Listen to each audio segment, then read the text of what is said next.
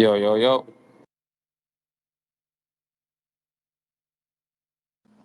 Yo, what's up, sir?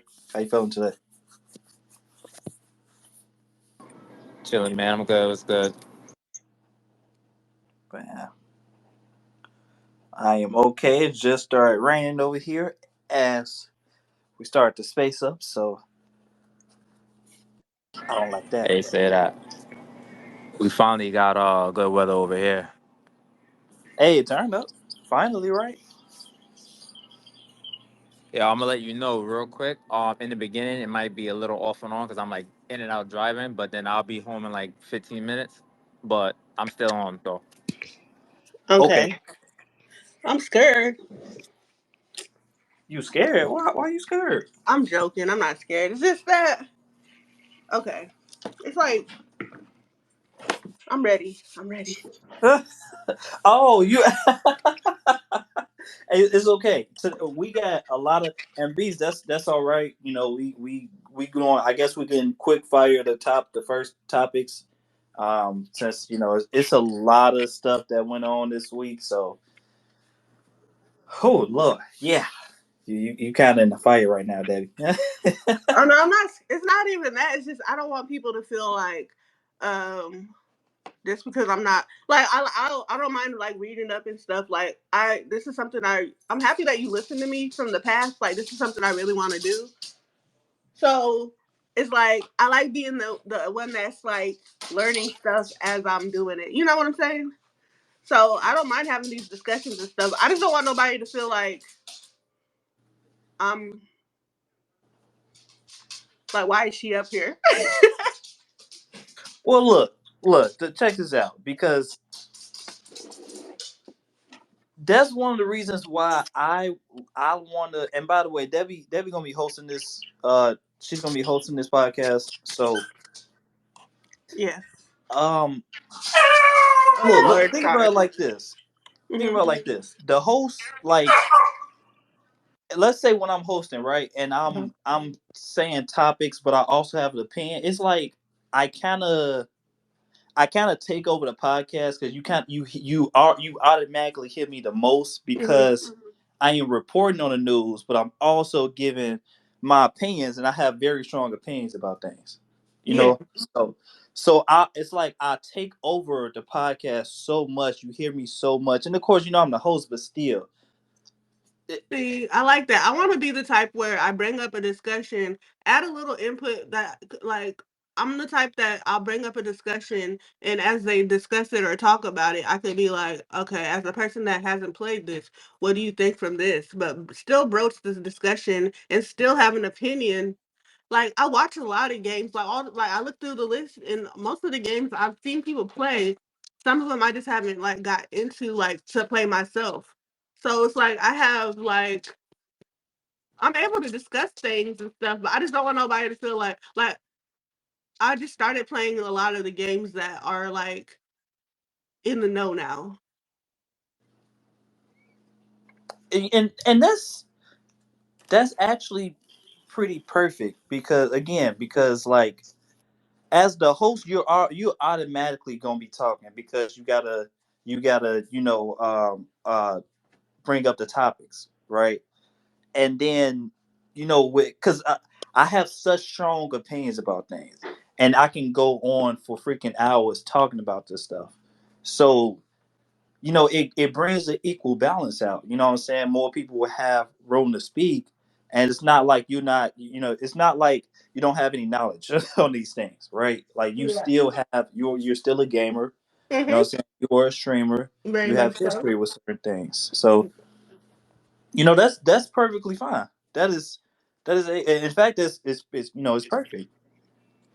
Yeah, I wouldn't worry about nothing, Debbie. A lot of the people that be in our stuff, some of them are not as knowledgeable as all three of us together combined. So I Yeah. wouldn't even worry about it. Don't even sweat it. Yeah. Yeah, you got some frauds too. I'm just saying that. I say that you got some frauds too. People be talking about stuff that they haven't even experienced or played. So Yeah. like he said, I like B said. appreciate y'all's vote of confidence because I'm one of them people that once I take something serious, I adapt and I go for it. I'm an Aries. I like learning. I like to like challenge myself. And I can't say this is something I've been wanting to do, and then when I finally get the chance to do it with a great team of people, then I fall off. Nope, that's not me. That will never happen. I'm gonna learn, adapt, and then this gives me a good chance to learn about the different aspects. Hey, Fuzzy. I get to learn about the different aspects of like what's behind the studio, what beefs is going on with behind the scenes in the industry. What does PlayStation have going on Xbox, and what are they bringing to PCs? Like I get the joy of like learning all that stuff and then bringing it to people to discuss it. So I'm excited. All right, cool. I bet. So with that, let's kick off our intros then, Yes. because I'm really excited about this episode. Um, it's so much that happened this week. Let's just start off with our intros. Hmm. I'll start off this Freddie J gameplay. You catch us on YouTube, Twitter. I'm on YouTube, Twitter, Instagram, and Threads. Twitter is where we do the live recording of the podcast. So if you want to catch us live, follow me or any of the co-hosts up here on Twitter, YouTube. If you're listening on the YouTube, make sure you hit that like button. That way we can get the algorithm working and we can open up our community to more broader audience. That's all we're asking right now. Just support by hitting that like button. It takes literally a millisecond to do, and yeah, I hope you enjoy this episode. Yes, I'm Debbie Snacks, Debbie underscore Snacks. I am, the extraordinaire host. I bring in the aspect of like learning with everybody else, but I like to break discussions and debates. So I'm a gamer, I'm a content creator. You can find me at Debbie underscore snacks on PlayStation. You can find me on Debbie Snacks 835 on Xbox and on Steam, Debbie underscore snacks. I'm a variety streamer. I'm the BIPOC Streamer Awards community manager, and I'm also Gameplays community manager. So yes, that's me, Debbie Snacks. It's your boy, you're a beast. We're back with another podcast here, 11:30 Eastern Time. You guys can always catch us. You hear a beast on YouTube. You hear a beast on Twitter. You just type you hear a beast in anything. I'm there on every platform, Instagram, all that stuff. I live stream also. I content create also. Um, I'm doing giveaways and all that on my YouTube channel. So if you guys go like and subscribe to that, also like and subscribe to Gameplay at Freddie J's Gameplay at YouTube too as well. And just like they said earlier, you can get into contact with any one of us and just like all our stuff. All right. All right, all right, best. So we can get into the topics. The last couple podcasts we had, they were around 2 hours and 2 hours and a half. And you know what I'm saying, I know, people got lives and everything like that. So I'm not saying we got to put a certain time on it, but I'm going to be timing it and everything too, just so we can try to get into the rhythm of it again, because I don't want to keep people. People don't want to be here for all freaking day. Pretty Um, much.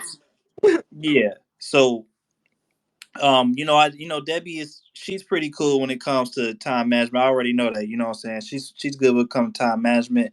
Just keep us on task. If we going too long on the topic, let us know or segue into another topic whenever you feel like you need to, okay? No problem. Don't mind doing that. All right, the floor is yours. Okay, so I think that the best way to start would be to go ahead and knock it out the way and get into the state of play. There's so many games that has been like they're remaking or remastering, or if you're like me, I know everybody's into all these different games, but Astrobot, are you for real? Like, I'm really excited about that. I had seen some people talk about what was going on with the Concord game, and I even seen people saying like different things about the Monster Hunter. So, what do y'all think about what they had for their state of play. Also, people was criticizing the fact that they said that there wasn't really a lot of games that they found worthy of having it. Like, I don't understand the problem, but they got rivals, they got so many different games that it's like it's not perfect for the people that has like an ideal of what they specifically wanted. But to me, they touched on a lot of the different like games that some people might find interesting. All right, so I'll go off real quick. So when it comes to that state of play, um, it was okay. I like the Monster Hunter, even though that's multi-plat. Of course, Astrobot. Can't wait to play that. Um, when it comes in terms of the Concord, it was okay. It's like a hero shooter. That's what they want to do anyway. You can already see that like, they really want the live service. Hmm. Just like we were saying before, they really, really want the live service. They don't want just Helldivers to be successful. They want all the live service to be successful. But kind of a weak state of play. If it wasn't for Astro, sorry about the noise. If it wasn't for Astrobot, then I think it would have been a really big fail. Hmm.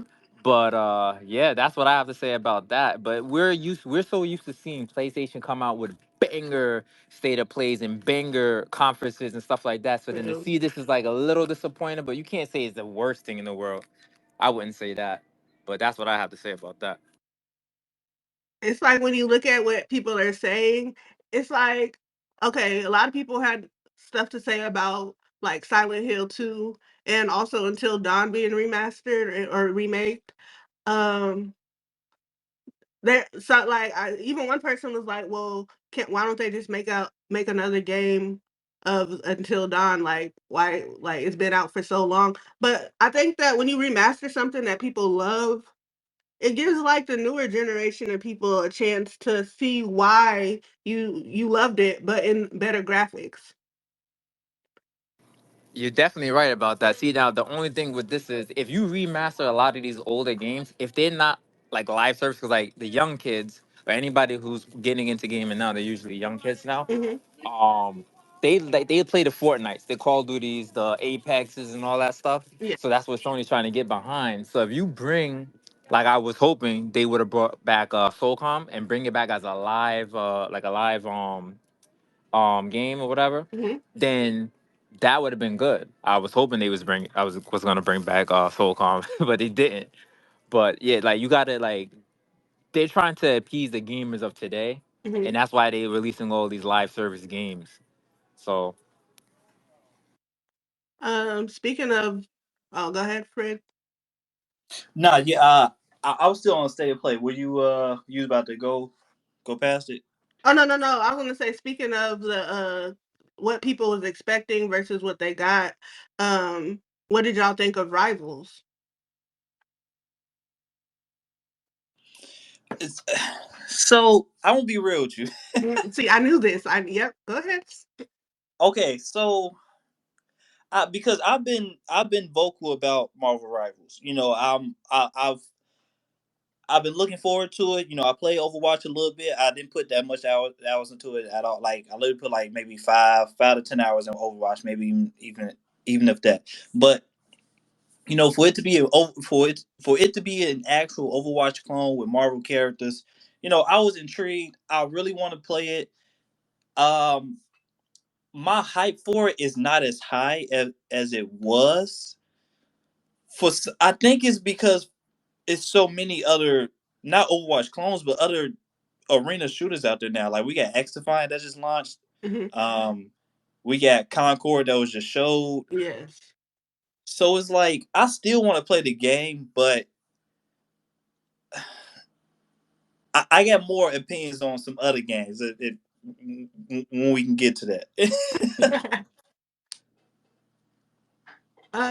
So what did you think about Rivals? That like I don't know. I feel like there's there's so many games like you were saying that everybody has out there. It's just like another notch for the style of game that it is. I don't really necessarily think that it's a bad thing because people are gonna play it regardless because of the. I mean, it's a good game, but I don't know. It's like you get this expectation and you want something like specific that when they don't hit all the slots that you was thinking of, it gives you a kind of like, okay, it's good, but it's just good. Yeah, you got any opinions on Marvel Rivals? Because I want to relate it to Concord in a second, but Beast, you got any opinions on Marvel Rivals? I don't really have too much hype on the game, really, to be honest with you. Not too interested in it. Just like you said, another Overwatch kind of clone hero shooter game. Yeah, don't really have too much opinion on it. When the game comes out and we actually see more stuff from it, then I might be more interested in it. But right now, I have no real hype for the game. Okay, so we got its beta launching. I think it's a beta that's coming out for consoles. Let me go to it. It's coming to PS5 closed beta set for July. So the closed beta on PS5 is going to be in July. Hmm. Now, people are already playing it. They already playing on PC, and or at least they had their beta on PC. I'm not sure if it's still going right now, but people played it. It's an Overwatch clone. Point blank period. This is Overwatch clone. Is literally Overwatch with Marvel characters. So I give it that. I think that's all it really needed to be, right? If they was going for that, just make it an Overwatch clone. Cool. I'll still play it. I'm not sure how hype I am going to be for it when it comes out. Now, when it comes to Concord, because people have been comparing this to Concord, Concord does not look like an Overwatch clone. No. I can see comparisons. Don't get me wrong, but most people I feel like compares Concord, even X Defiant, to Overwatch because of the abilities that you have, the characters having abilities, and that's not all what it needs to be to for it to be an Overwatch clone. Overwatch has a very distinctive play style. You can boot up the game, hold your controller in the hand, play the game, and it can literally feel a certain way, right? And y'all know, hey, look, I tell people when I'm talking about a certain person, I will let you know. When I'm not talking about people, I'll let you know. We Hmm. did have, last podcast, but we did have a member, comparing it to X Defiant to Overwatch, and it's not just that. I'm not just talking about the last podcast either. I'm Hmm. now seeing articles talk about Concord. All the articles are talking about Concord looks like Overwatch. Some people was comparing X Defiant to Overwatch. Look, I played more games with the X Defiant. That's a game that actually I put a little bit more time into. To me, it's not Overwatch. It's not Overwatch at all. I will compare if Marvel Rivals is to Overwatch, I will compare Concord to Destiny. It looks exactly like Destiny to me. Maybe not aesthetics as much. It got a little bit different going on with the aesthetics, but gameplay wise, even though I didn't play it yet, gameplay wise, it looks exactly like Destiny, like a down to like a clone. Like this looks like Bungie all of like have put all of their works on it. So with that being said, the first time I saw the trailer, I didn't know what I was looking at. I'm gonna be real with you. I looked at the trailer multiple times, literally like well, a lot of times before we started this podcast to make sure my eyes not playing tricks on me, anything like that. Since it does look like Destiny, you know, I think the holy trinity of first person shooters are Call of Duty, Titanfall, and Destiny. I think that's the best you can get. In my honest opinion, that is the holy trinity. Gameplay wise, those are the best first person shooters. They feel the best out of anything. And I got some worries when it comes to the stories. I got some worries when it comes to the story. I got some worries when it comes to like the live service element of it. With that being said, I I'm interested in the game. I am intrigued with the game. I'm not gonna lie to you. I want to be negative about the game because it's a lot of the games out here. It's a lot of arena shooters out here, but I need to play that beta because I don't like. I guess to end this point, y'all know me, right? Y'all know me. I wanted to, like B said, I never play SOCOM, but hey, look, Sony, bring back SOCOM, bring back Resistance. Y'all heard me say about Killzone. Y'all can probably wait on Killzone a little bit, but I still even say bring that back too. I wasn't for this whole new IP thing when it came to these live service games because you got all these other IPs, but I'm not gonna lie, I'm intrigued. I'm intrigued. I'm actually interested in seeing what Concord has to offer because as somebody who I haven't played like I love Destiny, don't get me wrong. I stopped playing it after a while, but it gives you the feel of it like you were saying, but it looks like it's its own game. And I know a lot of people had I don't know. It seems like from what I was reading on some of the comments in the articles, some people are just like gonna put it in that slot where no, it's just another one of these games. I don't know. I looked at the trailer, I looked at everything that they had, and I found it interesting. So I'm gonna give it a shot and see how it goes. And I think that with some games you can kind of tell where it's gonna go, but others I think that sometimes you just got to give it a shot and like give it its chance and see where it can go. And who knows, it might make me mad and I'll start playing Destiny again too. Who knows? Now I did like y'all heard me when I say Astrobot, last podcast. I freaking loved this reveal. I loved everything. That trailer was amazing. I love this trailer. Like I can't wait to play this game. Um I'm stoked for Astrobot just like everybody else. Some other games, Path of Exile 2, I haven't played the first one, but when I saw the video, I, I don't know. I'm interested in that game too. Like that was actually one of the standouts to me that I did not think it was gonna be a standout, but I want to play that. I looked at that game and I was actually surprised because I always see Path to Exile, but I never played it. But I actually kind of side eyed this one, like, dang, maybe do I need to go back and look at the first one? Because when I was watching it in the state of play, I was like, well, what game is this? And then when it said that it was Paths to X, I was like, well, dang, I always like quickly scroll past the first one. So it's like, do I need to give it another shot? Like, it looked really good.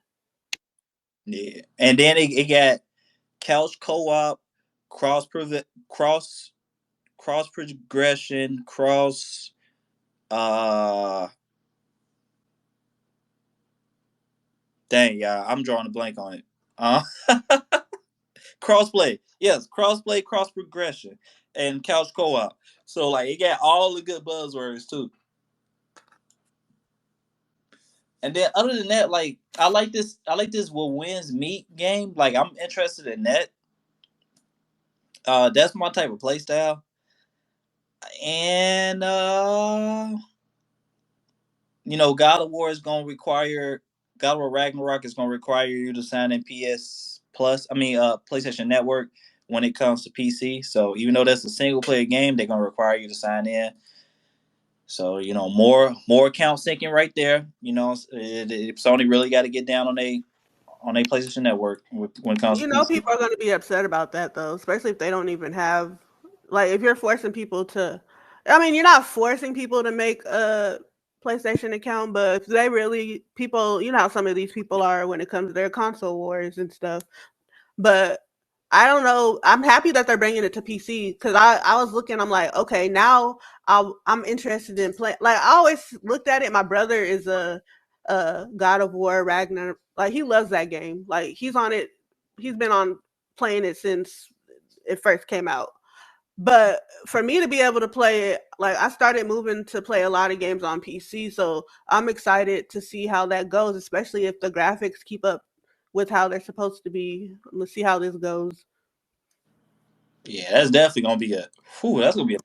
Yeah, so when it comes to that, I don't know if I can hear Fred if Fred is saying anything, but when it comes to that, I literally just did a poll about games on PlayStation and games on PC, and whether you would wait for the game to release on PC if you have a PC and PlayStation, or would you rather play it on PlayStation first? I think Freddie retweeted that poll. I, you know, that's like I guess that strategy they're trying to use for that is that they're trying to get people enticed to come to PlayStation, so they get so hyped for the games, so they play the games first on PlayStation. I guess that's a good strategy, but and then they're gonna smack the PSN on every single one of these games on PC as well. So which they already have to do that on every other game anyway. Whether you're playing Grand Theft Auto, you're gonna have to sign to Rockstar stuff. So I don't know why people feel so badly about that. Didn't we talk about this before, Fred? We did, we did, and the two reasons that people said that they were, well, PC players number one just don't like. They don't like multiple launchers. They don't like multiple sign-ins and all this and that. Yeah. Um, but the two reasons that they said that they didn't like it. Yeah, I can't hear Fred. I'm gonna back out and join back in real Oh, okay, quick. because I hear you. I hear you, Fred. Okay, okay. So let's just wait for him to get in, and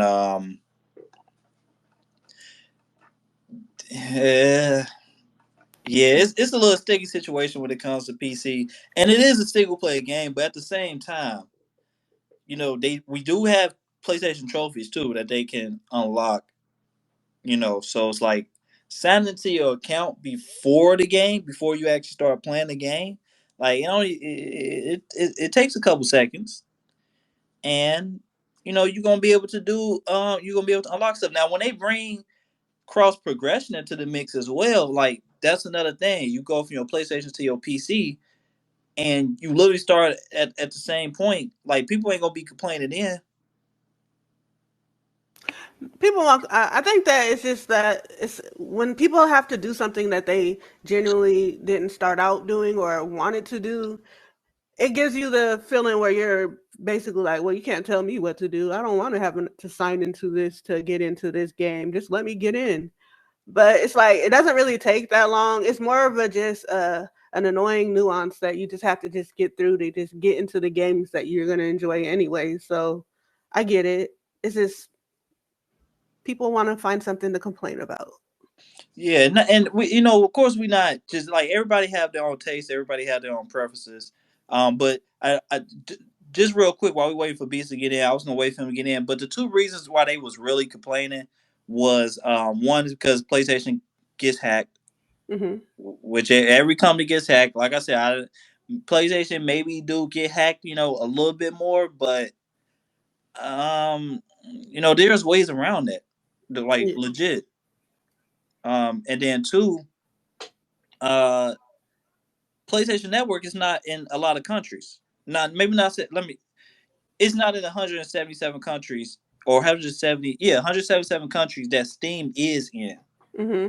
So that's to me the biggest thing, which we talked about last thing. A lot of people ain't really think that it was a big thing, but now the fact that single player games are also into the mix, people in those countries won't be able to play any of these games, no matter if it's live service or single player, unless they have to make a separate account that's linked to a country that offers PlayStation. Uh, And that don't take a while. I mean, that don't take a long time either. But in my opinion, I just don't think that people have to do that. Like you should be able to have one account with all your trophies on it, all your purchases on it, everything linked to your account. That hmm. way, what I'm saying, you won't have to have multiple accounts, making all these accounts for all these different things. And, I've had multiple PlayStation N accounts. You know what I'm saying? The Freddy J7 is not my first one. So I Yeah, have to restart my trophies over and everything. And I don't want to go through that again, to be honest with you. that's understandable. I've only ever had this one, but I only had my account. I haven't been gaming as long as, well, no, I've been gaming or whatnot, but I haven't had the problems of like switching to multiple accounts. I started off with my PlayStation 3 after my childhood of like playing the other games. But when I like became an adult and was gaming and like, trying to achieve stuff with my trophies and whatnot, um I never like switched to or had to have no issues with my account. So I get the frustration, especially if you are a trophy hunter and you go after a game to like get your trophies, and then if something happens and you have to like get a new account, there should be a way to pass it on to make it so that it can be transferred to your new account because they already know it's you. It's like you have to do all these things to prove that you're who you are. So there's a way that they, to me, should be able to notice that, oh, well, this person already played this, they shouldn't have to go through this again. But Right. it's their choice to me because there's always an algorithm or a way to do it. And so with play, I don't know if I think we talked about last podcast. I'm not sure if it's on topics this week. I think we Hmm. talked about last podcast where they did say that they were their focus was to PlayStation focus. One of the focuses was to have more of a robust place PSN. You know what I'm saying? They're gonna really like dive deep into the systems and abilities of PlayStation Network. So that may be one thing. Like maybe if you've already unlocked a certain trophy, Hmm. um, is linked to your PlayStation to where like maybe you go to another console or PC or something like that.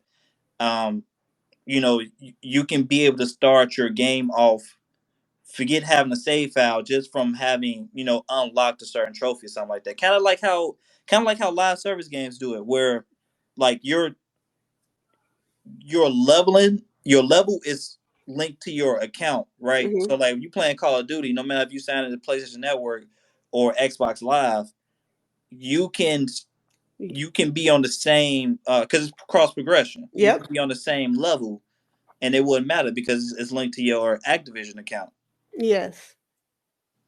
And that's what I like about it because there's some games that I forgot that I even played, but when I signed in and like looked, they was like, "Well, you have this, this, this," and I'm like, "Oh, okay. I'm happy that y'all remembered because I surely didn't."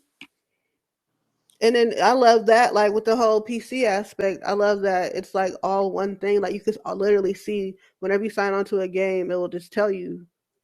So it's like it gives you that comfort of knowing that you could play on either form, and you'll still be able to be where you was last left off at because of the account that you just link. Like as long as you're able, I think that as long as you don't have to keep on doing it multiple times, people really shouldn't complain about linking your account with the PlayStation Network. But people are going to complain regardless. No facts. And then B said it might take him a minute, but he'll be back. Oh, okay, understandable. So we also got a couple more games. We got a Dynasty Warriors. We Hmm. have a Ballad of Antaria, which is I didn't even realize this when I saw it, but it's supposed to be a free to play action RPG. Okay. Um, I think it's like that was like the Souls like looking game. So I wasn't really interested in the trailer, but I mean it's free to play. I might try to play it now. Did you look at? I don't know if you're into like the cozy type of games, but did you see Infinity Nikki? I think that that's gonna like bring a lot of. It's gonna be. It's like a cutesy game. I like it. And then Sony announced the trailer for the open world dress up adventure. Like, so I think that like for the cozy aspect for the people that love that, the Infinity Nikki game is gonna go a long way. Yeah, it's not my type of game, but I did Mhm. like seeing. Like I'm gonna be real.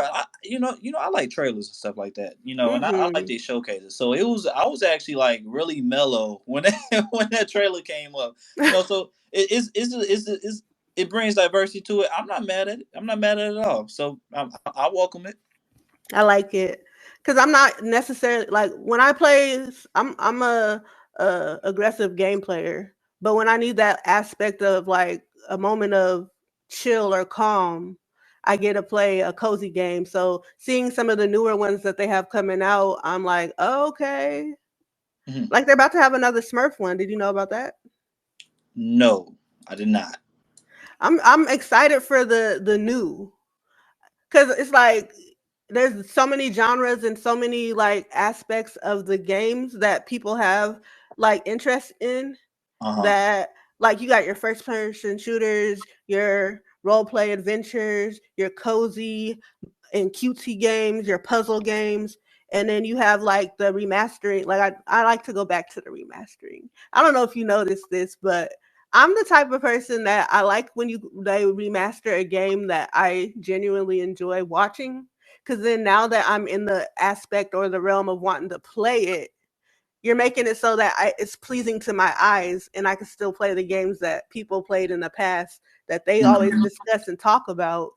But now it's like a fresh face for me. Yes, me too. Me too. I was just about to ask. So you haven't played on time until dawn either? Oh no, I played Until Dawn. Okay. Oh no, let me correct that. That game, I don't like horror games, but certain somebody who is a listener right now. I'm sorry about Clyde. Come here, Clyde.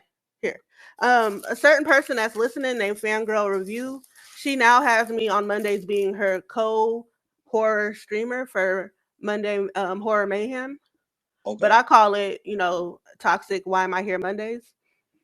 And in the past, my former torturer, my cousin, had me playing Until Dawn and all the I can't say the word, my tongue is twisted. All the games that was like the little you start to play and then it'll pass to me and then we go together. Those horror games, I played them. Not that I enjoy well, I'm not even gonna lie and say I don't enjoy it because I shouldn't admit this in front of her. But I do enjoy the aspect of playing with my friends, whether it's a horror game or not. But Until Dawn was one of the ones that it messed me up, but in a good way. Oh, that's funny. It's this funny because I was literally just I haven't played it yet, but I was literally just about to play this game. Like I Right. booted it up and everything. I end up going to Beyond Two Souls first to play that first. I wanted to Mm-hmm. play like the one. I know that's not necessarily a horror game, but Oh no, it has the aspects of the thrilling. yeah, I want to play them. I want to play it first, then go to Detroit, Become Human. And then it's another game. I forgot what it's called. They had a camp. I forgot what it's called. But Life is Strange. I want to play. I want to play all four of those games. Again, I know they all not horror, but it's just fascinating to me that they're releasing this new one because now I can wait because I can Yeah. play the best version of it. You know what I'm saying? And I can be prepared to be scared because I forgot that this was a horror game. So I was about to boot this up at like 11:30 something p.m. and not be really realizing what I'm about to play. So I'm cool with that. I can't wait for it. Excited. I like that it's being see. I don't know. Compared to the two games that I've seen that they have coming out that's being remastered, which one are you more excited about or a remake? The Silent Hill 2 or the Until Dawn? Because it's I've been looking through the different feeds and the different articles, and I see people excited about aspects of it, but then I also see like contention with the fact that they're remaking. So like okay, so because I'm not a horror game person. Hmm. So I'm literally just diving into this stuff. Um I haven't played the first Silent Hill. Okay. And I don't do you is that remade too? I do believe that one was as well. Let me look right quick. Because if it was, I will play that first really quick before I get into the second one. That one was yeah. They're having wait, is it Silent Hill 1 or Silent Hill? Oh no, I don't think that they did a Silent Hill 1. It's I just hope Silent Hill 2 remake. I hope they do. I really hope they do. If they don't, I think I'm a because they might as well. I mean, I don't know. I don't even know when the game came out. It probably was a '90s type of game. I don't know, but Mhm. I'm more interested. Answer the question. My bad. I'm more interested in Until Dawn. Yes. like the atmosphere, like that looks like a legit like horror movie. So I'm really interested into that. Silent Hill 2, I am interested in, but I like so I've seen the like like I'm just say the anime variety, right? I'm Uh-huh. say, Yes. just to call it something, right? The anime variety is very intriguing to me. I like what I'm seeing, and like I feel like I'll be encapsulated into this world. But Yeah. I want to play the first. Like I like playing the first. Like I like playing games in order, and it's just gonna bug me if I'm playing the Not your second. gaming OCD popping out. Ain't nothing wrong with that though. Man, I've had that for ages too. So like, yeah, it's just gonna bug me. And then I'm gonna be real with you. Until Dawn looks graphically, it looks better too. So that game looks really good. It looks really, really good. But okay, I have another. Then I have a curiosity question. Even though I know you don't play horror games, did you look into the Alien Rogue? Did you Uh, like that game trailer, or did you just I, was I out? don't I don't even know what I saw of it, but I don't think I'm probably not gonna play that at all. I'm gonna be real with you. Well, it's for the people with the VR, so it gives you that like right in your face aspect. I don't have a VR, but I love watching the people play VR games. So, talking about it for even if it's just a hot second because neither one of us plays. But I think that the trailer it looks very like I'm the type. I don't need to play VR, especially in horror games. I'm gonna run into a wall. I'm not built for this type of stuff. But the game it just looked good for a person that may not like be in the full fledged no. I played I played an alien game before or whatnot. So imagine playing it in VR and it's like I don't know. I do not know. I Yeah, don't you definitely won't catch me playing that then. That not me. I'm cool. mm-mm. I I, know we talked about it a little bit last week, but what do you think about the whole clowns from outer space now that it's out? wait, what's that? You don't remember the Killer Clowns from Outer Space, the I, movie? uh, Oh my gosh! I know what you're Hold on, talking nope. about. I'm inboxing you for you to view later because I'm upset that I discussed I brought it up because it was still not out yet, but I brought it up for a hot second last week. But I didn't have no like the game wasn't out yet. It was literally a 1988 film, and they just made the video game for it, and I'm I know you what you're know talking about. what? I know what Okay, you're talking I was about. about to find a way to reach my foot to your butt because I forget because this not a horror game, is it? yes, It is killer clowns from outer space. They have the cotton candy that they look. You know what? Look at the trailer because right quick. no, I saw. I think I remember seeing the gameplay of it, and it looked like a didn't it look like a shooter. I mean, they have like a little gun, a ray gun, but no, it's literally. Oh my goodness, I'm finna Freddy, look. kill. Hold on. I'm finna look Look at it at now. yes, please do. Yeah, thank you. Mute yourself until you get right. Kill I just it was a childhood scar for me that I had. So when they brought the game out and I'm so excited that I'm like I had chills when I seen the trailer. I had chills when I seen the trailer and I want to play it so bad. That would be a game that I play on a Monday with my friends. That would be a game that I'm gonna cry about it, and I like I'm gonna cry about it. Don't get me wrong, because that game still has like childhood like impressions on my poor brain. But like it gives you the feels. Like if you watched the movie when you was a kid, it gives you the feels.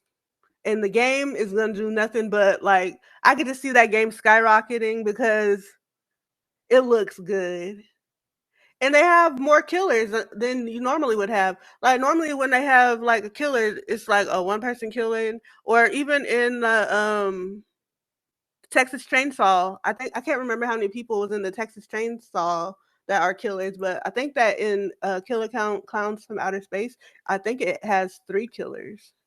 Okay, okay. So let me and just fangirl reviews want to come up too, Debbie. Okay, hold on, I see. But Oh Lord, because I was talking about it to her face. yeah, I just want to say real quick, like I do remember seeing, like I never saw the movie, but I do remember this IP, like showing up and everything. So I'm a '90s baby, so Yeah. like I barely remember Beverly Hills Cops. Like I remember scenes of it, but I didn't remember the plot points and stuff like that. So like Yes. the game, like, okay, so the gameplay. Now I look at it again. I Mhm. think I probably looked at clips or something, like small clips. I do. I'm gonna be real. This Tell me. game, Tell me. because I didn't play what's the other killer games?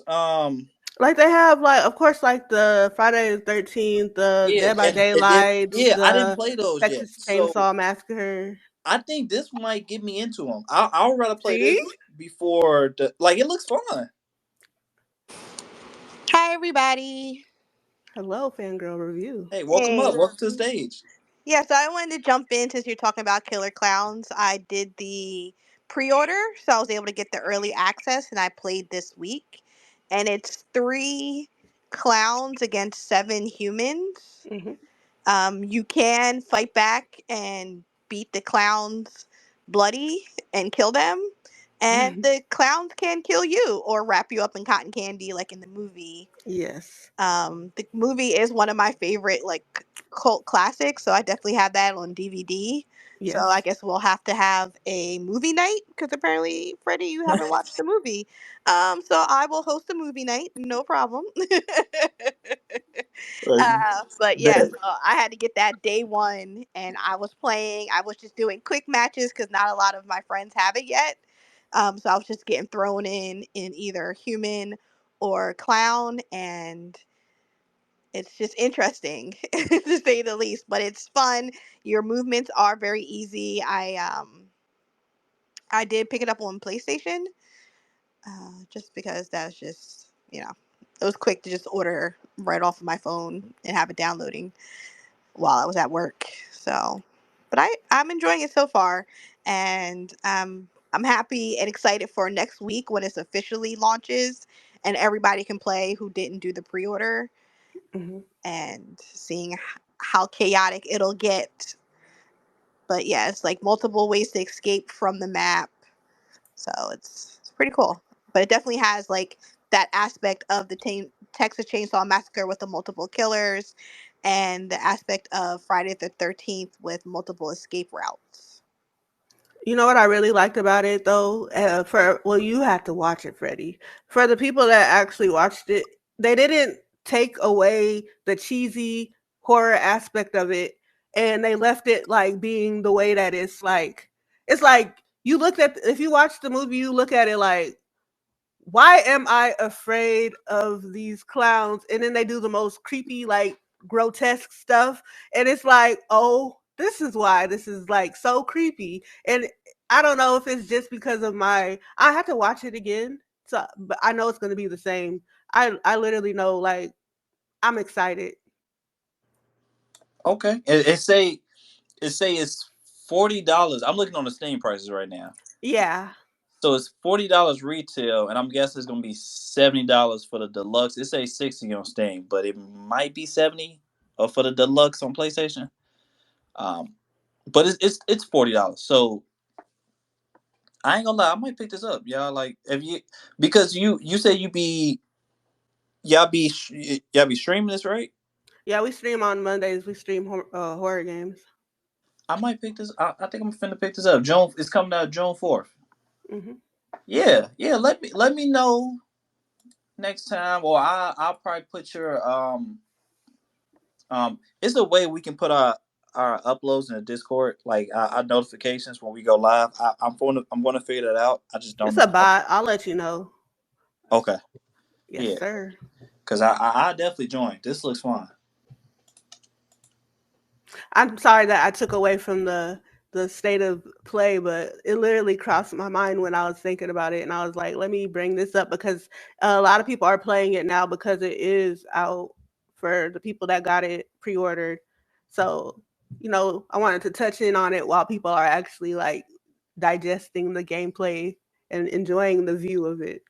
It looks fun. I'm glad that y'all put me on to that because I was not looking forward to it. So like I'm legit looking forward to it now. I haven't played none of them killer games, and I've always been interested in playing. I just haven't had a crew to play it with. So I would usually just here and there go on YouTube and look at some clips of people playing it. That type of stuff looks fun.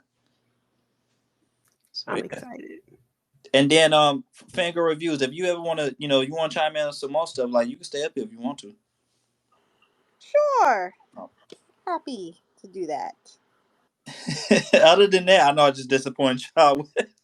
You haven't It's seen not a Killer Clowns? disappointment. It's just that I'm surprised because there's a lot of like staples from childhood that most people see because we like, of course, I was a latchkey kid. We was outside playing and stuff. We do a lot of that stuff. But when it comes to our movies, it's like a weird thing. Like, even if you was the most outdoorsy kid in the world, when it comes to certain like stuff, everybody wanted to discuss like the latest on the movie. So you sit in there and you watch it. And then I was also into camp. Like we had like day camp and stuff. So all the kids like we was watching this when I should not even have been looking at this movie because I was so young. But you know how it is when you're with the older kids. So I seen like all the original Pet Cemeteries, Amityville Horror, all those scary games that movies that you see and now they're making like all these games for. Every time I hear about a new game that they make from a horror movie from my childhood, I'm like, yes. Yeah, I couldn't do horror. Like those my sisters. Like me, I had to stick to the mainstream horrors, like the Candymans, the Chuckies, the Jasons of the world. But You want to like, know something funny though? what's up? My sister said that the fact that when it comes to Candyman, she said that's the only one that she's actually afraid of because she said that he looks just like her.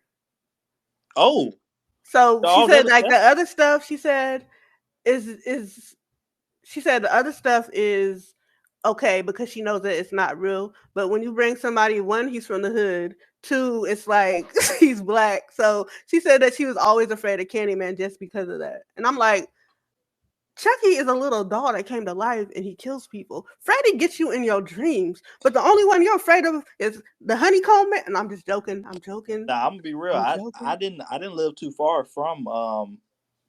Ooh, from the setting of Candyman. oof.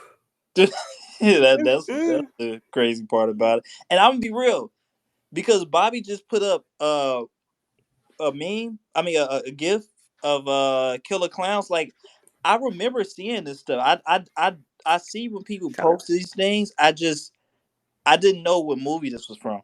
So I I told you it's like once you see it, your brain is like, oh, okay, that's from this. Like, I like that. I really do. I like the fact that they're bringing back stuff. I mean, well, I say that, and then I'm one of the main people saying that they need to come up with their own ideals and stuff. So I guess I'm kind of like I'm the one of the biggest hypocrites, but I own my hypocrisy.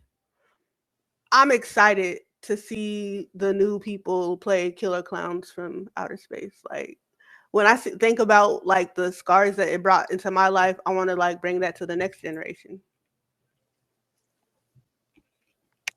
I'm back, y'all. I'm sorry. I'm actually on Wi-Fi now, so I'm good. No more disconnect. Oh no, welcome back. oops, Are cancel. you excited for Killer Clowns from Outer Space, Beast? Which game was that?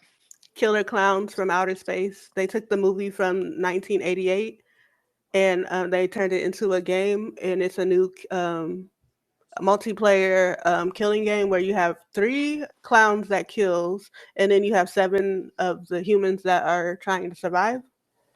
Yeah, actually, I am. That's actually a good game to live stream. I'm actually watching a video on it right now as we speak. So I'm definitely excited about that because, like if you live stream one of those games, that's like it's a game that not a lot of people are gonna play it like a Call of Duty or Fortnite. So I am definitely gonna. I'm excited about that. Something different. Did you see the movie though? Like that's my next question. I seen bits and pieces of the movie that I remember. I did see the movie once, but I don't remember it entirely because I only watched it once. Okay, note to self, you are also judging Beast, put him in the corner next to Freddy so that they are in timeout. At least he's seen some of it. I'm judging y'all only because that's what I do, but also because it's like I think that once y'all start watching it, it's gonna be like one of those. Oh, I remember this, and I'm like, yeah, because I think a lot of people forget because it is an older movie that they might have watched it because it's one of those movies that you don't have to watch it a lot of times to like still remember it if you've seen it once, in my opinion, at least. Right, right. All right. But Okay. any other games was you interested in from the state of play? I think the other game. Let me see. I think we talked about everything besides there was another VR game called Behemoth. I Yeah, That game looks interesting to me. I ain't gonna lie to you. Like I would I don't think that's a system seller, but that's probably one of the most interesting VR games I've seen just in general. the imaging and the I liked it, the visual aspect of it. Like I said, I don't have VR, but I do love watching the people play VR. It gives you the hands-on expect like you expect from the game, but I like that it's not cookie cutter. Like when I looked at the game, I didn't see like when I was looking at it, it didn't give me the feel like that it's like necessarily like you don't get the look that says it makes you think of another game like automatically, in my opinion at least. It has its own feel to it. I like the trailer for it. VR people, y'all got it. Like y'all got it because you literally have to be up, moving, and doing everything. Did you see the movements in the game? No, In the legit. Yeah. Yeah, no, they looked on point. like the trailer is I like watching trailers in general, like even games I don't play. But when you look at the way that they like the way that they hold the blades and the way that they like it's cute. I like it. I like it. And they coming. This is coming from Skydance, people that made what's that game called? Hold on, let me go back to it. The Walking Dead Saints and Sinners, and I've heard that that's a highly acclaimed game. So this should be another one in they book. Hey, Skydance coming up, man. They've been pretty much knocking it out of the park. They yeeted in the trailer for Behemoth. They yeeted somebody off of a cliff so bad. Oh And yeah. I'm like, how do you like as a VR person, how do you get that aspect and you like do you literally have to go through the motions and do that? Like I saw when they had. Oh my bad, Beast. What's up? Nah, I'm laughing. I'm just laughing at her. oh, because I when I say that I actually like watch stuff to try to make sure that the topics that I discuss is on point. I was watching the game of the state of play again, like even right before we got on, and I was laughing at some of the trailers because of like the little pieces, like of course like the gameplay, this, the aspect, but the little parts that like when they yeeted the person off of the cliff, why I laughed is because it made me think of like the Assassin's Creed Spartan kick. So it's like little things like that. I think that people enjoy about the gaming industry in the world, like studios and stuff. I'm starting to learn and get to see like the qualities that each studio has. But the game, like when the developers have their own little twist on things and they make it so that the stuff that you wouldn't think that you need to look at like getting yeeted off of a cliff. I find it interesting. Right, right. So what was the besides Astro bot? What was the best game from the state of play that you guys think? Because for me, it's either Astrobot or Monster Hunter. Everything else is like, okay, we don't know. What do you think, Fred? I would say Astrobot, where winds meet. Um, and Path of Exile 2. Those are my most anticipated games. And then I am looking forward to Behemoth, even though I don't have a PSVR. It really PSVR 2. It actually makes me really want to get one. I'm looking forward to that, and I'm looking forward to Concord. I like that. I'm surprisingly enough looking forward to well, Astrobot, like, I know you said besides Astrobot. Astrobot is the game because that was literally like Astro's playground. That was like the first platinum trophy I got on PlayStation, on my PlayStation PS5. And any part of that game is so adorable and so like it's hard because I like to play. I don't play on easy mode or anything like that. But Monster World, oh my good, I mean Monster Hunter, the Wild. I looked at that trailer like 3 times in a row. I'm not even gonna lie to you. For the like cutesy aspect, I think that a lot of the cozy streamers and stuff will like the Infinity Nikki. And I looked at that, but it's like you gotta like actually want to like it's a cute little game and I actually like the cozy aspect of it, but the number one is Monster Hunter Wilds. There we go. I want to play that so bad. And see, it's so crazy because we all got like a different like. Even though the showcase may have been, I'm gonna give it maybe like a six, maybe a 6.5 if I had to score it. I don't really like scoring these shows no more, but 5.8, a strong 5.8 maybe. I I like the fact that it's so much diversity into this. It's interesting diversity. Uh, and it kind of just proved it right now how all three of us just said like pretty much different things. So that's something, even if it's not the best showing. I was really Definitely looking not the forward best to. showing. I was really looking forward to Phantom Blade Zero. If they had Phantom Blade Zero and Astrobot in the same showcase, and they showed up Concord, I think this would have been almost a home run, maybe like a 8.5 out of 9. But since they didn't have that, and we kind of left with this, it is what it is. But I think this is it's important too. Like I think our expectations got to be in check too, because I had and I'm not talking about us. I'm talking about from the excitement that has been on Twitter. Leading up to the showcase. Like when is Sony go showcase something? Like, look, this isn't a showcase. I know I keep saying that, but it's not a showcase. This is a state of play. So like, even if you look at this compared to the other state of plays, like it's kind of been on brand with what they've been showing. Like it may have been some better state of plays. Don't get me wrong. Don't get me wrong at all. But it's. I feel like they landed there. What I feel like was expected, at least from me.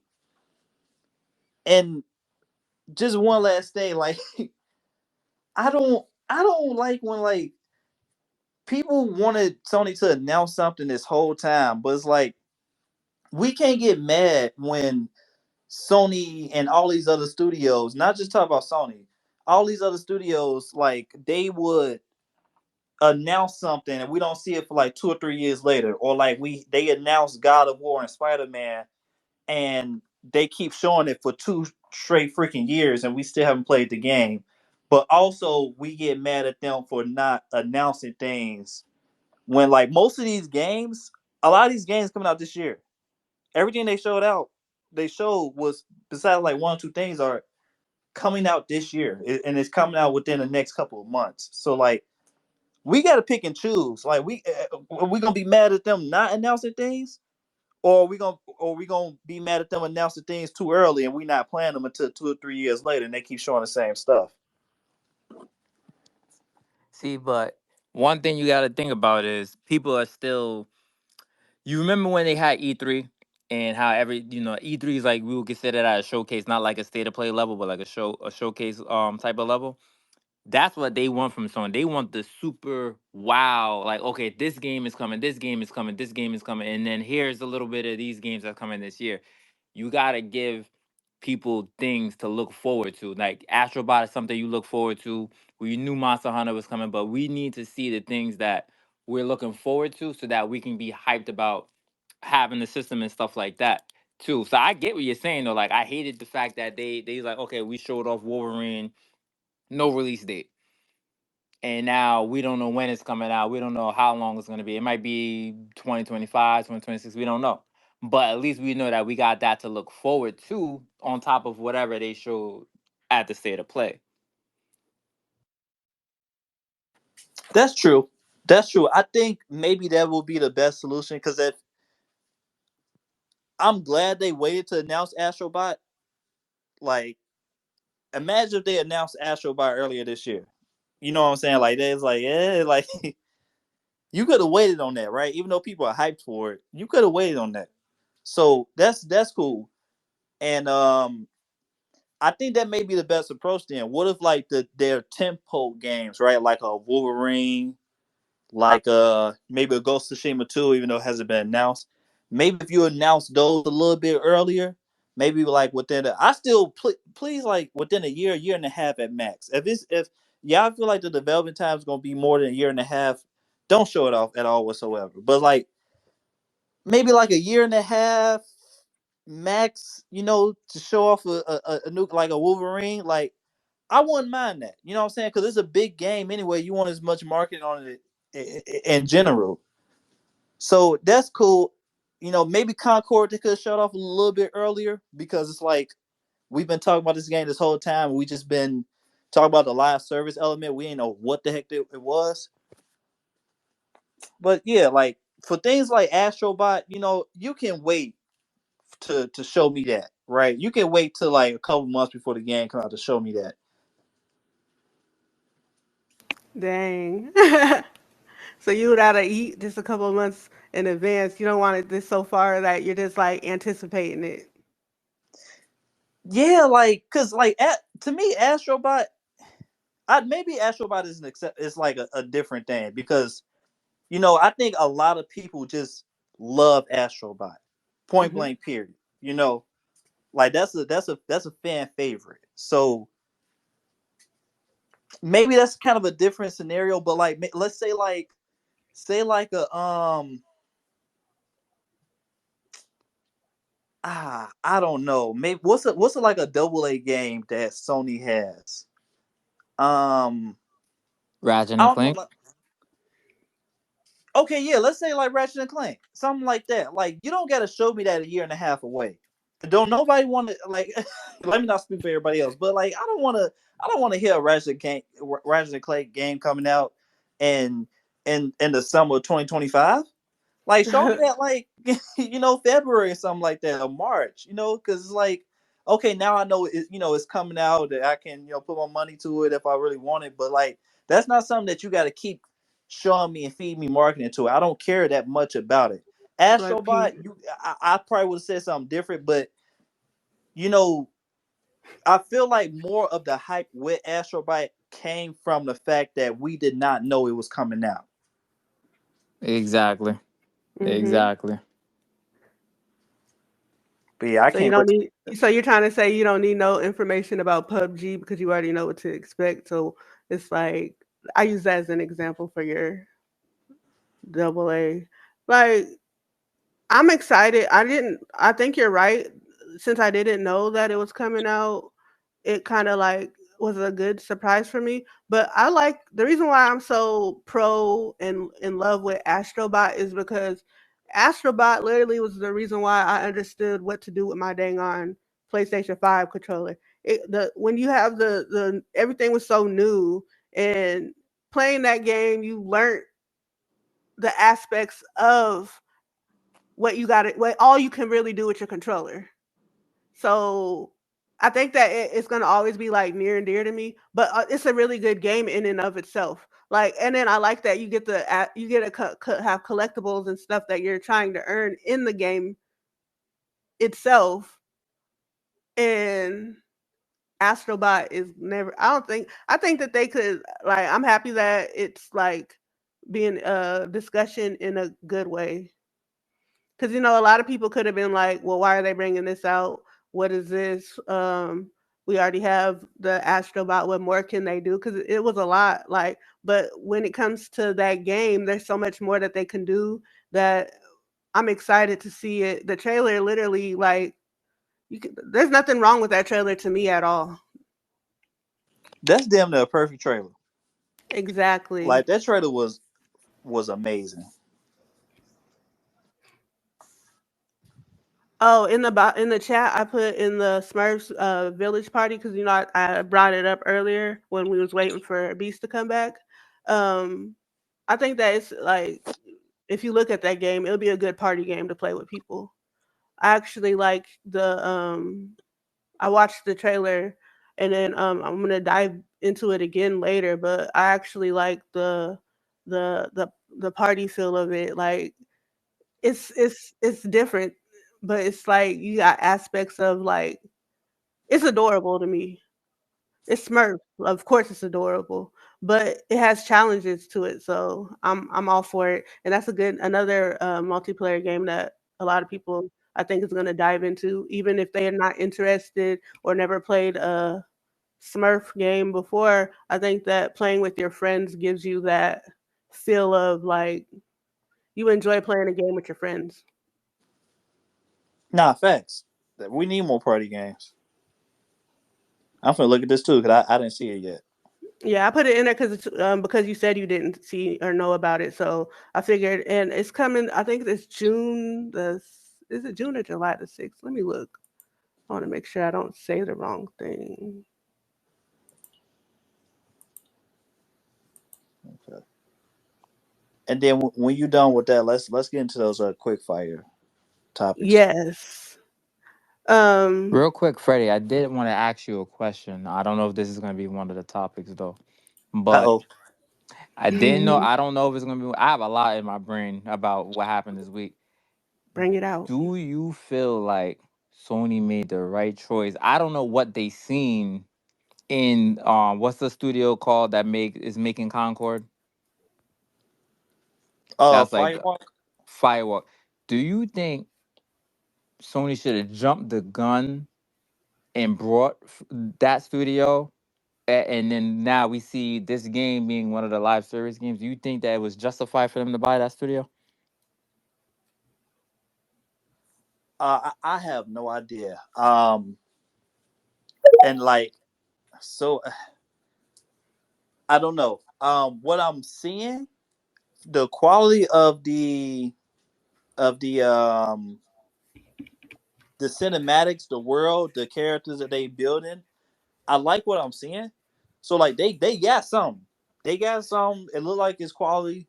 The gameplay to me, it looks like Destiny. I like the gameplay of Destiny. I do feel like it's the Holy Trail. I do like the movement that I'm seeing. It looks quality. So, the stuff looks like it's of quality. So, Sony saw something. And I think I'm seeing something what Sony saw, and I see the vision. I just don't know how it's gonna turn out. You know what I'm saying? Like I really gotta play this game because I can't. My opinions can only go so far with this game for right now. Like I gotta play it to really know. What do you think?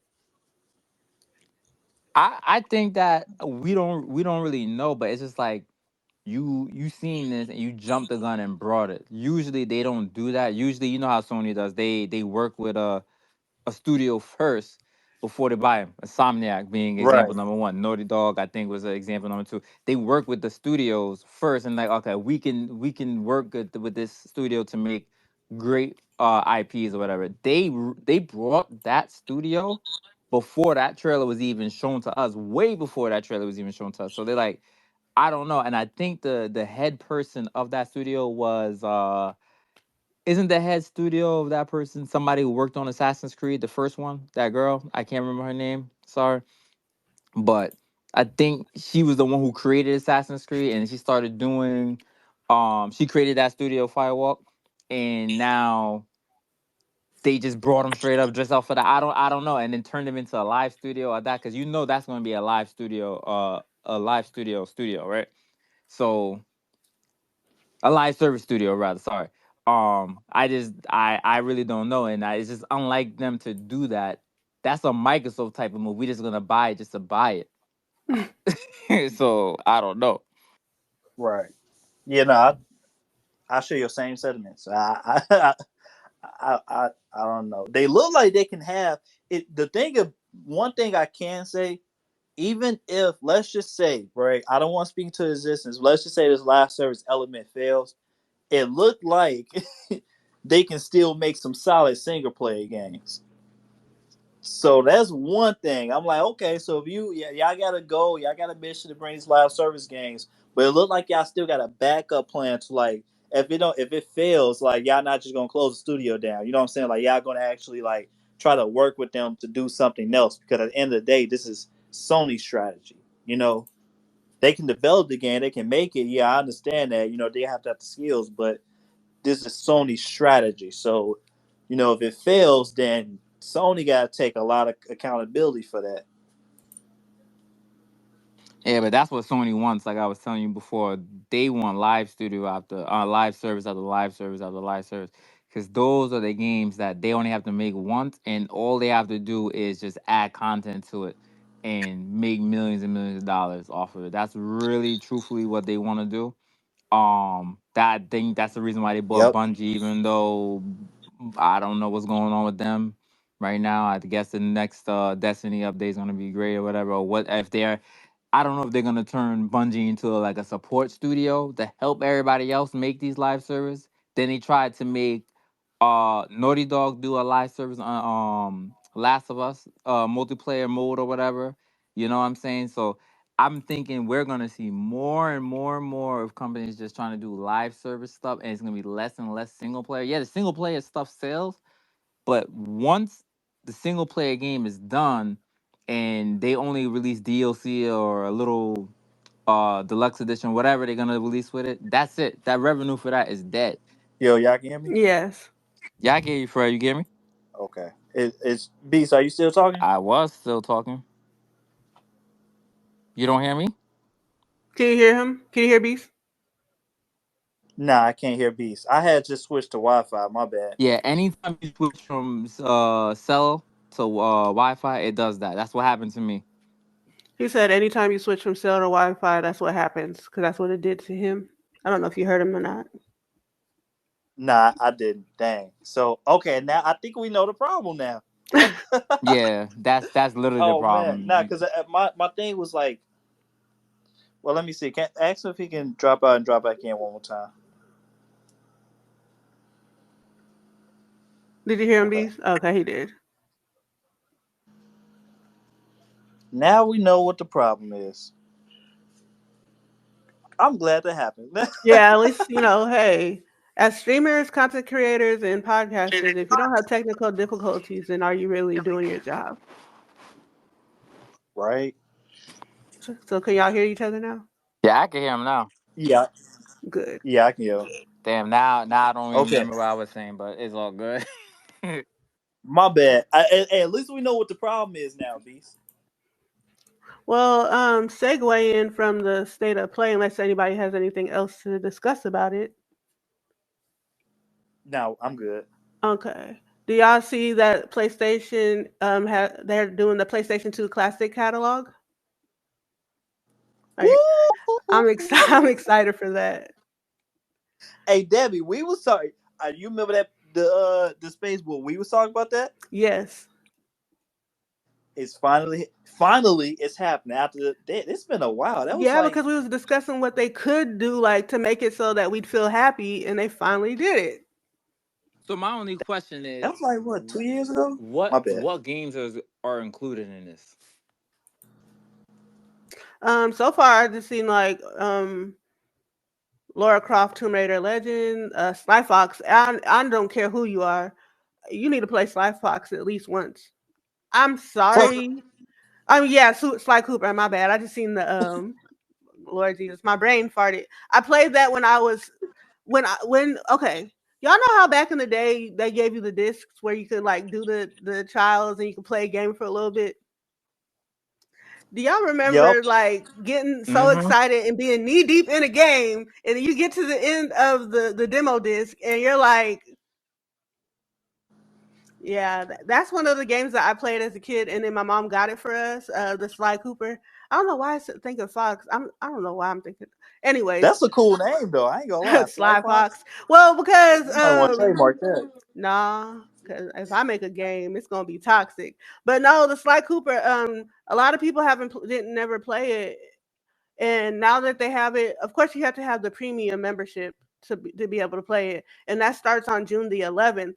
But for them to add the PlayStation 2 emulator,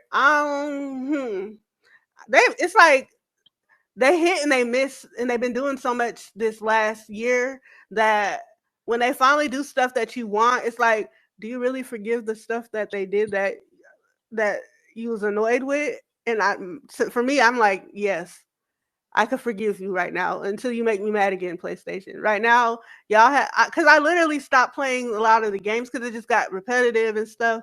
But now I'm like, oh, y'all brought the PlayStation 2 games. Oh yeah, let's go. I'm gonna come back and just peek over at the corner at what y'all got going on over here. Like they know how to get you back. They really do know how to make you like say, oh, I can't leave Mhm. you. I can't. It's like you want to leave them sometimes, but they make it so you really just can't go. I canceled my premium subscription because of that. Like legit. Like I do not have premium no more. Now and this is gonna make me get this. Most likely I'm gonna get Told premium you, it again. makes you come back. Damn, y'all making me feel bad for Nostalgia. sticking with premium. I had premium since they even started it. I ain't used none of the features of it yet either. Well, to my defense, my subscription was in it anyway. So, I was like, forget it, I'm just not gonna renew it. Like the only game I'm playing online is a free to play game, and I stopped playing Helldivers 2 for a certain moment. So And I I only was like, hey, stopped look. because it's like once I got my PC, it kind of like was hard to like still give myself a reason to pay for the PlayStation. Now I did pay for it because I wanted to play. There's two games I wanted to play with my friends. I know eventually we're gonna do The Forest again, and I wanted to be able to play. So I'm like, I'm gonna go ahead and just get it. And then I was playing. See, I'm a nostalgia person. I was playing Uno, and I needed to play online with my friends, so I went ahead and got it. Nostalgia will always get you to come back, in my opinion. Nah, facts. I tell you one thing, Facts. they better on that PS2 classic, they better put, I want to see, not that they're gonna do it, but Def Jam Fight for New York. They better put Dragon Ball Z Budokai 3. If they do stuff like that, now forget it. That would really blow it on my back after that. You know, Yo, mhm. imagine having Sparking Zero and Budokai 3 on your PS5. Yup. Mm. Speaking of like PlayStation, did y'all see the how much they made with the PlayStation Plus? Whew. Go ahead, spit the facts, Yo, Debbie. 65% of Essential was 32.5 mil. 19% of the Premium Deluxe equaled up to 9.5 million, and then 16% of Extra equals up to 8 million. Deluxe with the extras ended up being 17.5 million in only 21 months. Sound like they doing really good to me. Yeah, in comparison to Xbox Game Pass, which took in 44 months to do that to hit 18 million. So they eating over there. Say what Now you like about PlayStation, they eating over there. when they add more PS2 games, I do imagine, and I'm gonna be real. Once they get that PS3 emulator up, is over Oh, with. PlayStation So 3. Oh, once they get that, Yeah, that PS3. That's the biggest caveat of everything right now with yo, that backwards compatibility is that PS3. it Right. let me. Now they can hold us over with the PS2 games right now. If they keep adding, they got to keep adding the games though. Like, don't be just adding some every like 6 months. Like that's not feasible for No, they gotta have us. a strong staple when they first start it out to make a people like just like I would like, but just like you were saying, like this is a good like appetizer. This is a good like get your mouth wet a little bit. But if they add PlayStation 3 games, I told you when I started gaming like seriously, it was because of the PlayStation 3. Like I started on the PlayStation 3 console. So imagine then this like every person that literally was like me and like took the whole thing serious more so like back then getting the games that we want on the 5. Are they actually doing an emulator for PS3? Can they I don't actually do know. it? Because to emulate PS3 games on that cell architecture is like tedious. Mhm. It's tedious, and I know a lot of some people who got like PC. They have the emulation for PS3 on their PCs are like they have terrible. Some games run terrible. Like no matter what you got, you cannot run. What's that game? Metal Gear Solid 4. Guns of the Patriot, you cannot run that game past a certain frame rate no matter what you do because of how integrated that game was with the cell architecture and the PS3 and stuff like that. I would love for them to be able to do it. Do you think? I don't think they even got the time or the resources to even start doing that stuff on there. They'll probably just leave it to the streaming. Like they got like Mhm. certain games. What game am I playing? I was playing just to test it out to see how I like it because I have a high speed internet and it's way more than fast enough to run any streaming game. I was doing Resistance 3 the other day. Um, sucks, sucks playing it like that. Yeah, it really does. It sucks playing it like that. When you streaming stuff, you got that latency delay. Certain games I can see, like if you're playing like a Persona or something like that, and then on top of that, the visuals are degraded too. On top of that, but Mhm. I really don't see them doing PS3. I think they're gonna stick to PS2, and they might just remaster all of the old PS3 games, like a remaster, and then just resell it to us as PS5 games. I think that's what they're gonna do. See that's why I wanted them to focus on those older, especially like the multiplayer games with the Resistance, the so I mean not SOCOM, because those games like to be honest with you, the hardest games to either remaster or remake are the ones with the multiplayer Mhm. because it's either if you do the multiplayer or not. So it's like once you get those games out the way, remaster all of those other PS3 games. That should be a easier task. You ain't got to worry about the multiplayer aspects of it. But to be honest with you, if they got to do that, I'm fine with that. I don't mind them remastering these games, even if we got to repurchase them. Because one, they probably not going. If it's not a full blown remake, they're not going to be full retail price. And then two, they ain't got to worry about the sale architecture like that no more. Like I mean, it's more of an investment, but we'll be able to play these games on PS8, right? PS9 Yeah. when that comes out. If y'all did remaster these games, so I mean, I don't know. Okay, question. Since we're bringing up PlayStation and their profits on things, did y'all see? See, I'm kind of surprised about this. Did y'all see that the PlayStation Portal was the best-selling accessory in dollar sales in both April and the 2024 year to date? Like, did y'all see that? And what did you Yes, think about that? Because I know I know you have an opinion, Freddie. I know you do. I think the biggest reason why that thing sold so much was because it was a dual sense. I'm gonna be straight up freaking honest. The dual sense, in my opinion, and my straight up opinion, is the best controller of all time. Mm-hmm. And the fact that there's a handheld version of it, no other handheld on the market is doing that. Yeah, it's streaming. I understand it's streaming. Don't get me wrong on that, right? So I understand it's streaming, but the fact that it is the most comfortable controller that you can possibly find in any handheld. I think that outweighs the negatives of the streaming that is of now, not just streaming in general, but like literally like PlayStation Remote Play as it is right now. I think that app, the comfort outweighs the streaming aspect of it. So I'm not surprised. If you would have asked me before, I probably would not have said, but not surprised. So it's like I'm just like I'm in the middle ground. Like okay, hey, it is what it is. You know.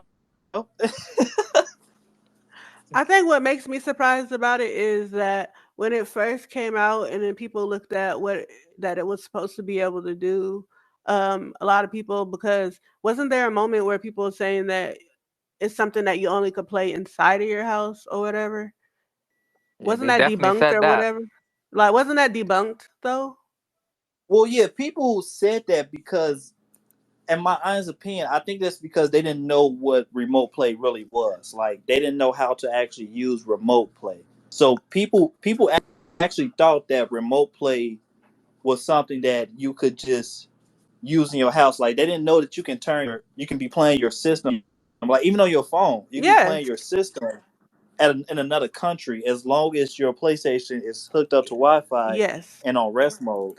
And you know what made me laugh about that is literally when I first started playing with my PlayStation, when I got my PlayStation 5, that was when I was on chemo. So I would be at the hospital remote playing the game, and my game was at home.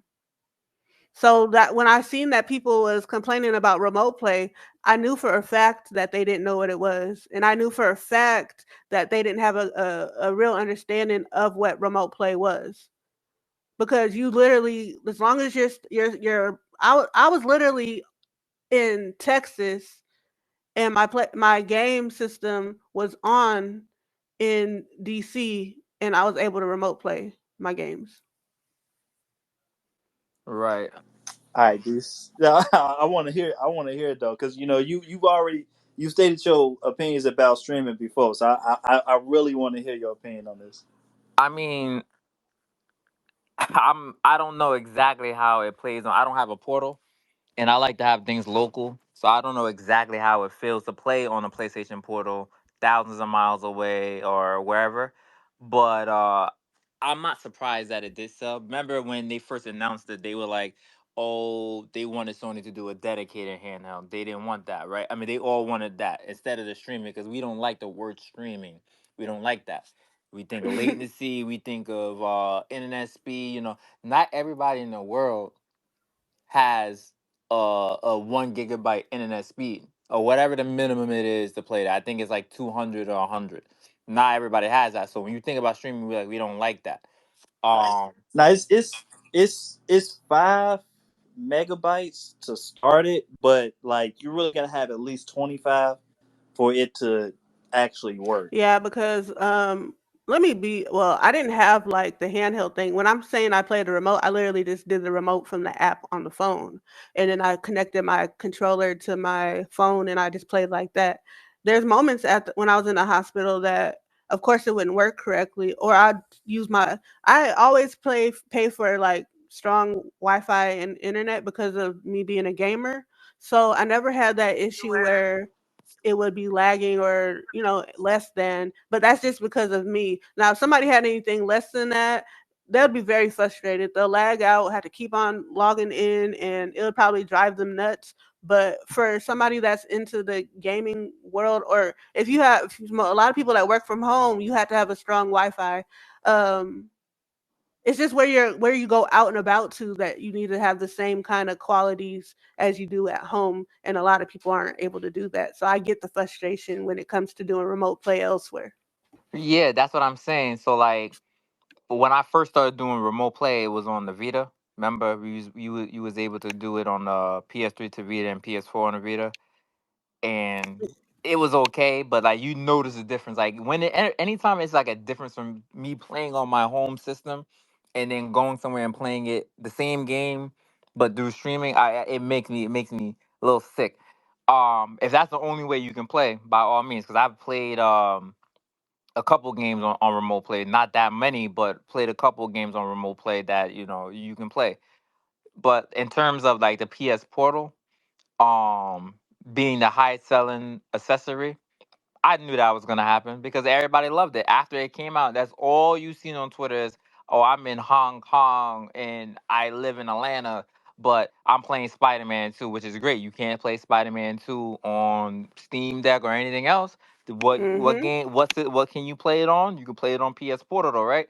So that's a beneficial thing about that. Even if Sony is releasing these PS5 games on PC one day, you can play that game right now, portable, wherever you're at in the world on that. So that's like, I love that for that, and I should have one actually, really should.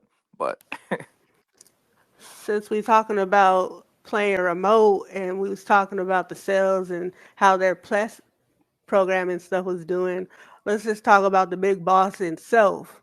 PlayStation 5 generated 106 billion in 4 years versus PlayStation 4 which did 107 billion in 7 years.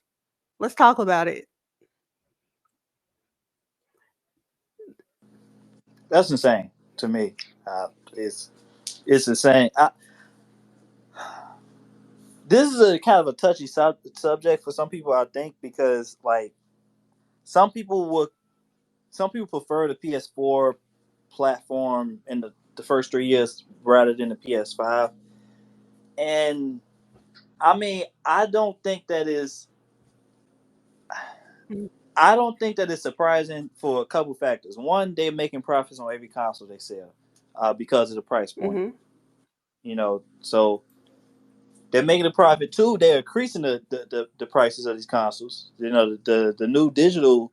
This is the first time where a digital uh, version of their machine. I mean, not digital, a slim version of their machine is more than what the original came out. Usually, when there's a slim, we have price cuts on the consoles because there are cheaper components to make these consoles.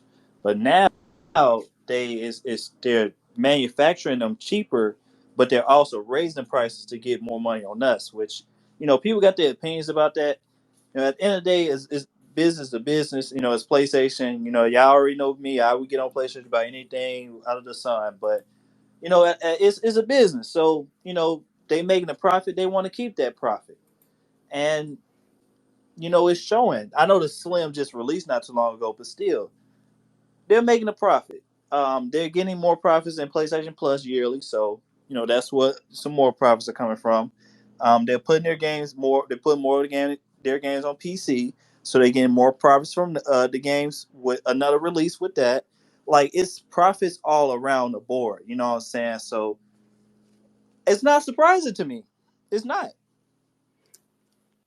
I know we I didn't. mean, I know we didn't um, expect it to be less than PS4. There's more people gaming more than ever. And once again, I know I'm gonna sound like a dead horse saying the same thing over and over and over again. Live service. This live service is what's pushing everything forward. Is and then we can say that they said that 50% or still more than half of the fan base or install base is on PS4 still. That's because they still making games for them, and all the live service games you can play on both platforms. That's just money all around the board. that kind of shows me though that a lot of the people that was swearing up and down that they're not going to buy a PlayStation 5, they're satisfied and happy. Well, if you look at how much profit they made from it, who over there in their house is lying and got a PS5 on their shelf? Because somebody's not telling the truth, and it's showing in that profit that they made in just 4 years. Oh damn, you got me. You got me. I lied. Which is understandable because a lot of people is just so, well, no, no, no, this is that. We're not gonna get it. But I was one of the first ones to get it. I didn't care. I used my stimmy on that. I'm gonna be real. Like this is. I know. I don't think it's on the topics, but this really like it might foretell something with the PS5 Pro.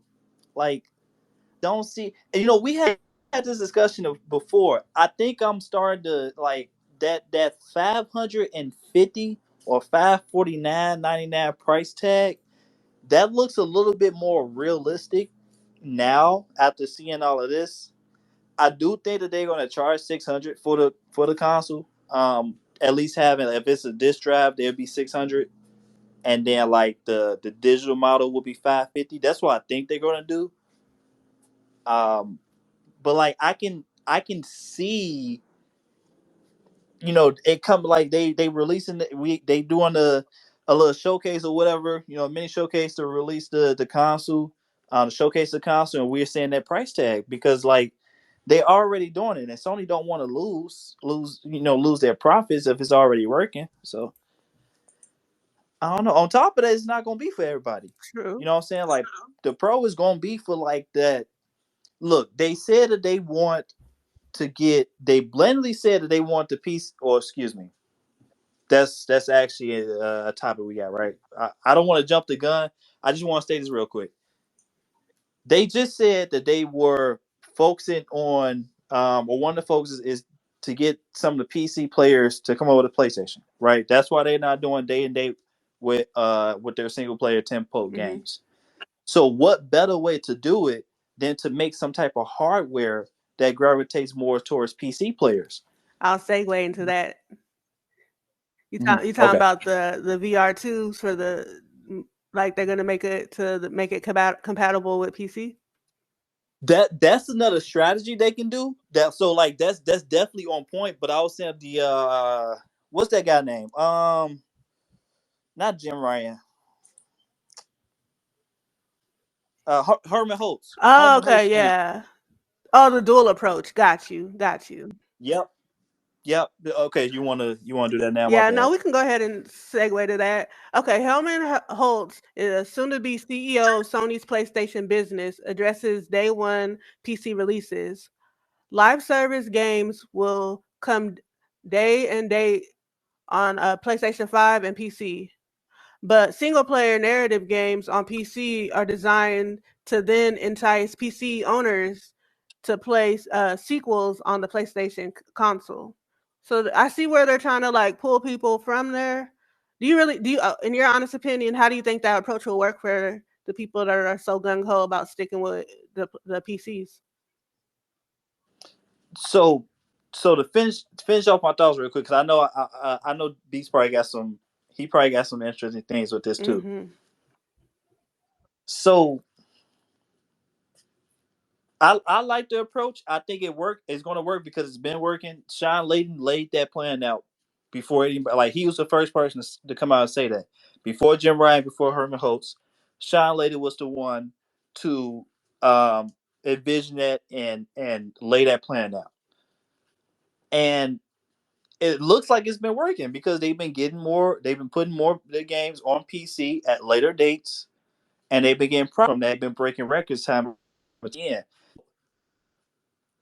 When it comes to the hardware, because the biggest thing PC players are like, well, why would I downgrade? Why would I get a PS5 when Yeah. I just get a PC? You know what I'm saying? One, probably PC players don't even get that freaking expensive of a rig, you know what I'm saying? To where PS5 is probably more it's basically a 2070 and a RTX 2070 GPU and a PS5 or an equivalent to it, right? And on paper, most PC gamers don't even have that in their rig. You know what I'm saying? So it's actually more of a minority that have these expensive rigs. What better way to do it than to, besides the price point, bring out a PS5 Pro, powerful. It's almost like it's a high rig or mid to right now, at least mid to high range PC. Then PS6, boom, you got the high rig 4090 equivalent to, what I'm saying, to PCs, right? And then since they already making profits, forget the price tag. We finna charge 600 for this Pro, and we finna charge 600 for the PS6. And I'm talking about with the disc drive attached to it. Forget the price tag. Forget, you know, whatever opinions people get. Our approach is this: we want the PC players to come over. What better way to come over to play our platforms than to put these games at a later date on y'all platform and then come out with some crazy tech to make you come over to play our games day one here. See, they can't.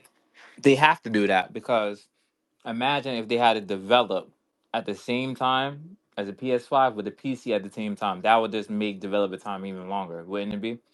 I mean, after the game comes out, they have a dedicated team just for that. You know, to get all the kinks and stuff like that. I think Horizon when it first went to PC was like really bad, and then I think the other games were pretty good when it released on PC. They gotta do that. They gotta put it first on PlayStation. Hey, this is on PlayStation. All the spoilers and everything is gonna get leaked. And if you have a PC, you really, really wanted to play this game, now you can play it. But that's like a strategy to get people to come to buy a PlayStation first. Like I don't want to wait for this to come to PC anymore. I just want to play it on my PS5 right now. So that's a nice little strategy. I like it.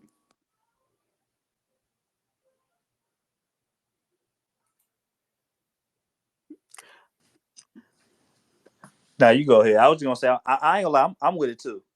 At this point, I'm not saying just forget the price, but hey, look, just do what you need to do. We already see where it's going. And I'm gonna be real. I actually now have a purpose to buy a pro now because I need another console now. Like I literally need another console. So I have a purpose now, and I ain't gonna lie. I'm excited. Give me, give me that. Okay, give me give me the tech. Forget the price. Give me the tech. Point blank. Okay, can I segue to something else? Yes, yes. And if you got any, if you got some opposing opinions too, hey, look, you can go Real ahead. Oh, I'm quick not knocking it. Uh-huh. before she goes to the next segment, how do we feel about the PS4 PS5 Pro specs? Because I was a person who had an original PS4, Hmm. was playing Borderlands 3 on it, running at 30 FPS, you know, real jaggedy. You know, I had a 4K TV, didn't really get the benefit out of it. And then I upgraded to the PS 4 Pro. Now I'm running this game at 60 FPS at 4K. Do we think that the specs are high enough to make a big difference right now, even though the resolution is still going to be 4K? Because it's not the same. It's not the same as PS4 the PS4 Pro that it is the PS5 to PS5 Pro because PS5 is running games at 4K anyway, and PS 5 Pro is going to be running at 4K anyway versus PS4 running at 1080p and then PS4 Pro being able to do 4K. So, ever since that last space we did, Beast, when we was talking about the pros and the handhelds, that like it was a couple weeks ago. It's probably like a couple months ago now. But ever since that last space, I was doing more research, specifically in handhelds. And what I found out was that when it comes to development, um, the more tech, like as far as GPU wise, the more higher end the GPU is when it comes to RTX, uh, the RTX, not the architecture, but the RTX makeup, right? When it comes to like NVIDIA stuff like that, the higher end the GPU, the better the ray tracing you can get, and the better the ray tracing you can get, the better the DLSS and FSR will work. So if they can increase the tech, they can get better FSR and DLSS. That will just on the software end, that will help out the games reach those frame rates with higher intense graphics. So even if the hardware isn't there, the fact that they are increasing the tech in general, that's just gonna make the software as we advance with more of FSR. We on what FSR 3 now. When it comes to consoles, when they get better with DLSS, Hmm. it's just gonna make them run better anyway. So it's almost like the hardware is becoming a backup. Like so, we get like a RTX 3070 for equivalent for the PS5 Pro, and a console That's gonna do some damage. Like that's gonna make these games run really good. And we're not even talking about the PS6 at that point. Right? We just talking about the Pro. I imagine them hitting this 4K six, like, and I'm talking about it can be native. They can at least do upscaled 4K 60 FPS with most majority of all these games, as long as the games are optimized. As long as the developers are optimizing the games, they will be able to hit that target with the tech. Like the tech won't hold it back. It don't seem like it. Hey, we got somebody that's requested to speak. Hold on, my bad.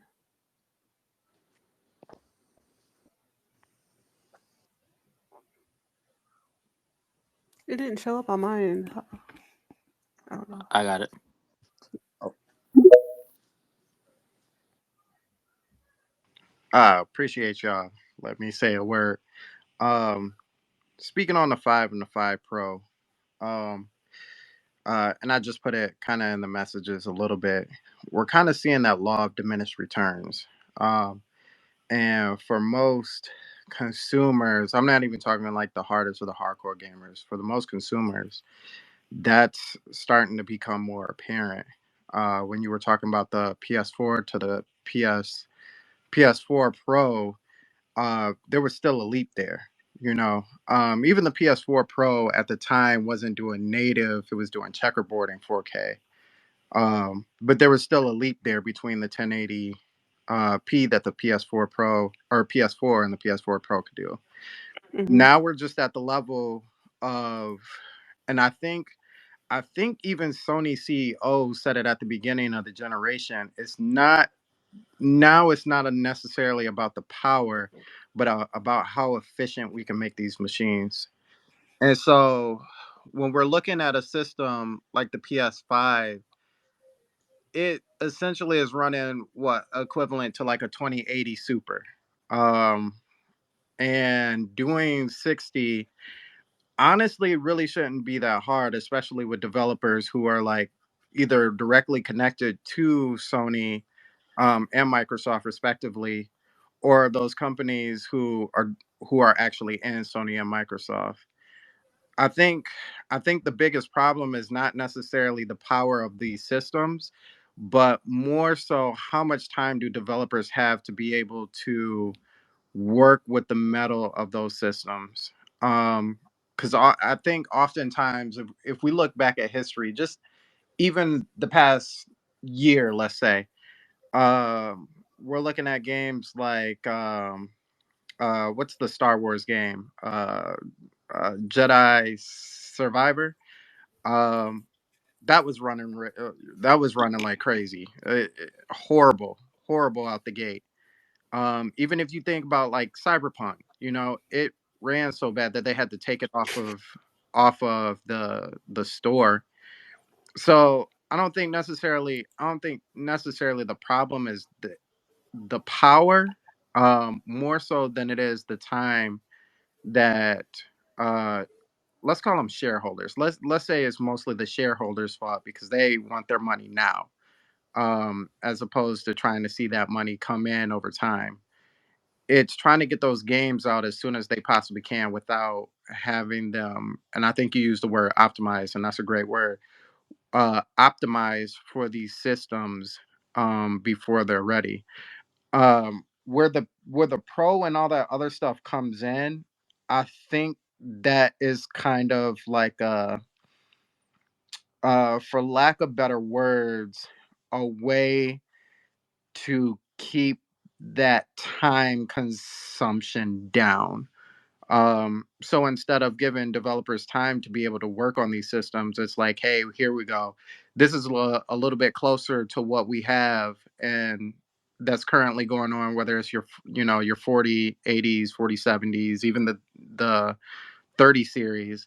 This is a little bit closer than that. So then you don't have to work as hard to optimize those systems or try and find workarounds for those systems, because consoles are, regardless of how close we get them to PCs, they're never going to be PCs, solely because the PC has so many different pieces to it. Not everybody has a 3080, never everybody has a 3090, or a 40 series or even a 20 series. All consoles are always the same. They're fixed hardware. So um, just for them to be closer to what a PC equivalent is, I think that's what we're looking at.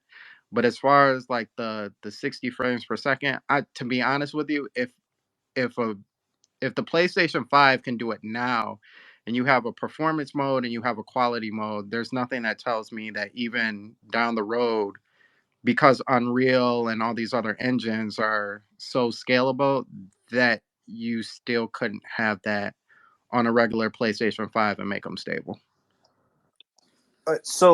So a couple things with that real quick, because I actually agree with you on some of those things, but we kind of already debunked some of the things. Like I'm gonna go to the comment you had made real quick because just to lay the foundation of it. Um, I was thinking this exact same, exactly what you said. That's how I was thinking, but like I had to do more research on it, and we got a couple PC guys, some people that work in PC too that would advise us as well. But when it comes to 1080p, that's more of a CPU focused thing. So as the CPU gets more upgraded and everything, that's when that will become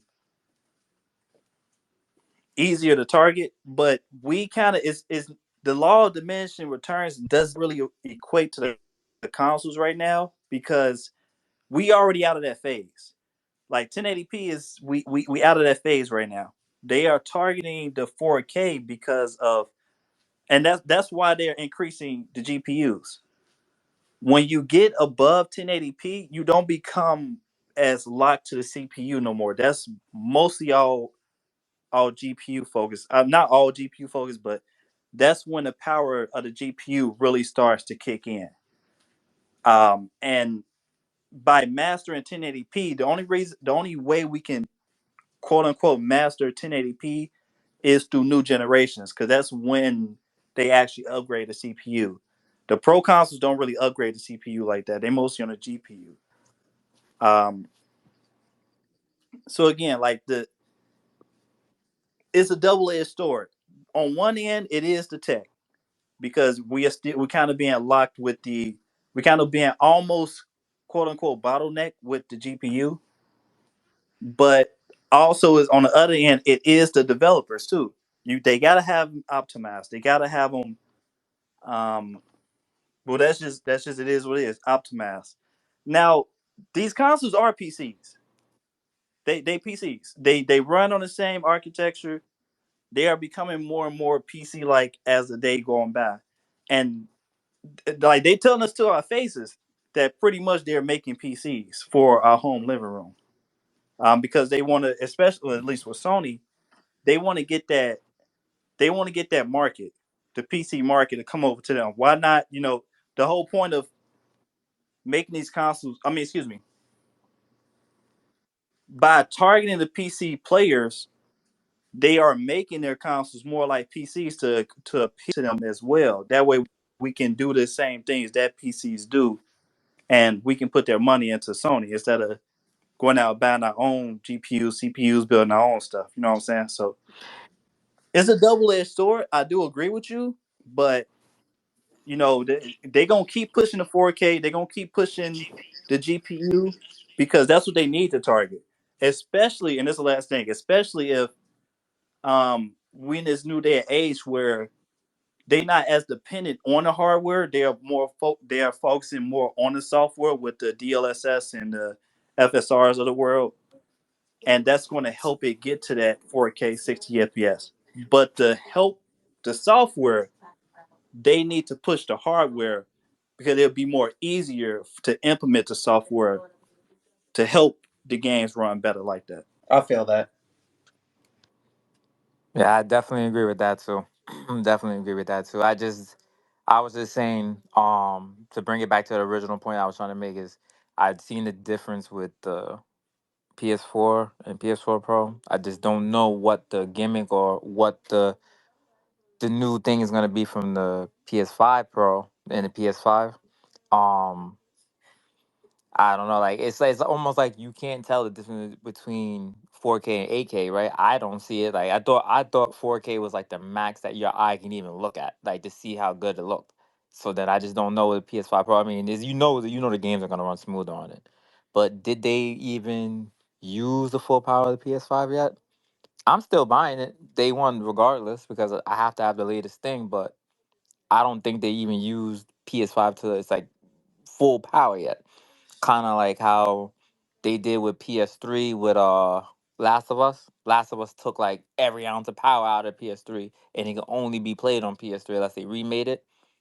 We need a game like that on PS5. I would say I personally don't think so either. As far as the PS5 and utilizing the full power, I don't think so. Um, there's, but I'm also going off of past generations too, right? So whenever we looked at previous generations, how the generation started and the games and how they looked and performed was never how that generation ended. Graphically, it was wildly different, especially the PS3 era, and even in the PS4 era, how they began off wasn't like how it ended off. So, um, as far as the comparisons between the PS5 and the PS5 Pro, I think it's more so about efficiency. Yeah, you're gonna get that bump. You're gonna get that bump in graphical prowess, but for it to be like a 8K machine, like I think they already said, like that's not gonna happen, or maybe it will happen. But how much of a difference can you, like you said, can you tell between the 4K and the 8K? And even if you could, how many people have a 8K TV in their houses to be able to utilize 8K in the first place? So, um, but yeah, I think there's more to eke out of the PlayStation 5, and that's not to say that just because they have a Pro though, they're not gonna keep pushing the hardware of the original PS5 though. Facts. Now I was talking to Beast too in that last podcast. I truly feel that they will not um get the full power of the PS5 until the PS6 comes out. Cause I'm gonna be real with you, like it when before the PS5 even came out, I was telling people, you know, they look like they future proofing this console. And look, it has an equivalent of a 2070, or some people will say is it between a 2070 and 2080. So I'll put that out there, right? Um, and that's a lot of it is because of the overclock components as well. They are over the GPU and the CPU are overclocked constantly. There is no manual tweaking of it. You can't lower it. Mark Cerny literally in that press conference that he did when he was talking about the architecture of the PS5, he specifically stated like he's overclocking these components and they are staying overclocked. Like that's how the console runs. So it's almost like you're getting more power out of the parts that they already have in it just from it being overclocked. So it's not even if it's a 2070 equivalent, is running at a 2080, or if it's a 2070 Ti equivalent, then it's running at a 2080 Super. You know what I'm saying? So I truly feel like they're not gonna get the power until PS6 come out when they're making games for the PS6 and they're doing the cross gen games, right? Like because they're gonna still need to be played on the PS5. You know what I'm saying? They already got the PS5 Pro dev kits out, or they already had the PS5 Pro consoles out for the developers, not even the dev kits. So they already working with the PS5 Pro before the PS6 come out. And then when the PS6 come out and they releasing games on the PS6, they are targeting the PS5 Pro power, adding some tweaks with it when it comes to the PS6, but they are cranking the juice out of the regular PS5. So these cross-gen games can still run on it. I don't think we ain't gonna get the full power until that happens. But I truly feel like it's going to happen. So real quick, Fred, 'cause you might have more knowledge than me. Remember when they said in the beginning when they first did the reveal for the PS5 specs and stuff? Remember they said there was some, or maybe AMD said it. They was like, "Oh, the PS5 has a secret sauce." Do we know what that is? Uh, I'm not sure. I'm not sure. I think the secret sauce is, well, number one, to put it out there. Dark Kid 5 in general, as a collective, is is to me is amazing. Just to throw a word out there, is amazing. The things that it's doing together. You got the SSD that for a while after the PS5 launched was the highest, was the fastest read and write speeds of any SSD, even in PCs. PCs had to catch up to the speed of the SSD. I'm not one of the people that's praising SSD. Don't get me wrong. I'm not one of that want to come out here and say, "Oh, this is the best." I'm not one of the people. But at the end of the day, the specs are the specs. The facts are the facts.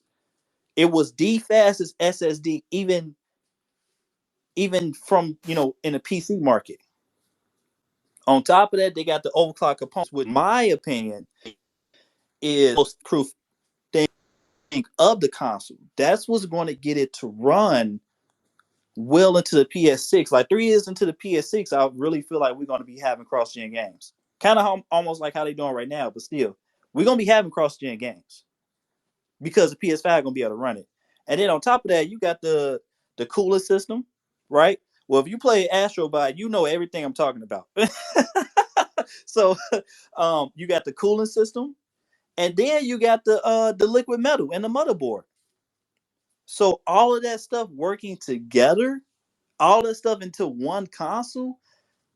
That's why I feel like the PS5 is it's a very intricate piece of hardware that's going to last for a while. Can I get a taste of that? Oh yeah, go ahead. Okay. So when we're talking about secret sauce, and I completely agree with Freddie on each of those pieces. They masterfully put together some hardware that you cannot buy anywhere else, and even if you could, you would never be able to buy it for that price. Like that was a smart move on Sony. I think the biggest secret sauce is actually kind of the secret sauce that, to me personally, they've had for generations now, and it's the fact that whenever developers make games, it's usually starts on PlayStation hardware first. Um, and now it seems to be, really, to me, that the hardware is not necessarily the because the PS5, you can go back and forth all day between the PS5 and the Xbox Series X on which one is more powerful. But honestly, that doesn't matter. And to some degree, I don't even think it's sales. Um, I think it's just I think it's the easiest system for them to be able to make stuff on and be able to pour it out to as many different places as they possibly can, whether that's PC, whether that is Xbox, whether that's the PC handhelds, just starting off there as the base. I honestly think that is the secret sauce. So, like Freddie was saying, when you're and to also attach that with the movement of the PlayStation 6, I think because of that, that's when you'll see like the best versions of most of these games coming out are probably going to come from the PS5/PS6. I will even argue with somebody, when depending on when GTA 6 comes out, whether it's next year or 2026, and let's say the PS6 comes out 26, 27, 28 era, even GTA 6 is not going to push the PS5 to its limits. You will still see a game after that point. Not every game, but you will still see a game after that point push the PS5 even further into an area where you thought maybe this is the limitation for it. And I honestly think that game probably is going to come from Sony themselves, since they're the ones that are the closest to the hardware and closest to messing with coding to the metal and all that other stuff. So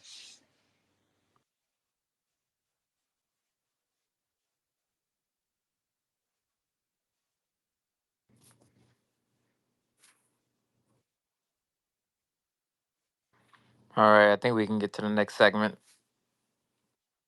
Um, I wanted to hold on. Let me look. I want to make sure I'm staying on my mind on track. I wanted to ask y'all, what did y'all think about it looks because I guess Xbox has signed a deal with Rocksteady. They're co-founders for a new studio, 100 Star. Did y'all look into that, and what do y'all think is going to be able to like come from that? You think they're going to be adding a lot of games to Game Pass, or what do you think? ooh, can I tackle this one first? Yes, please. Hmm. uh Absolutely nothing. No.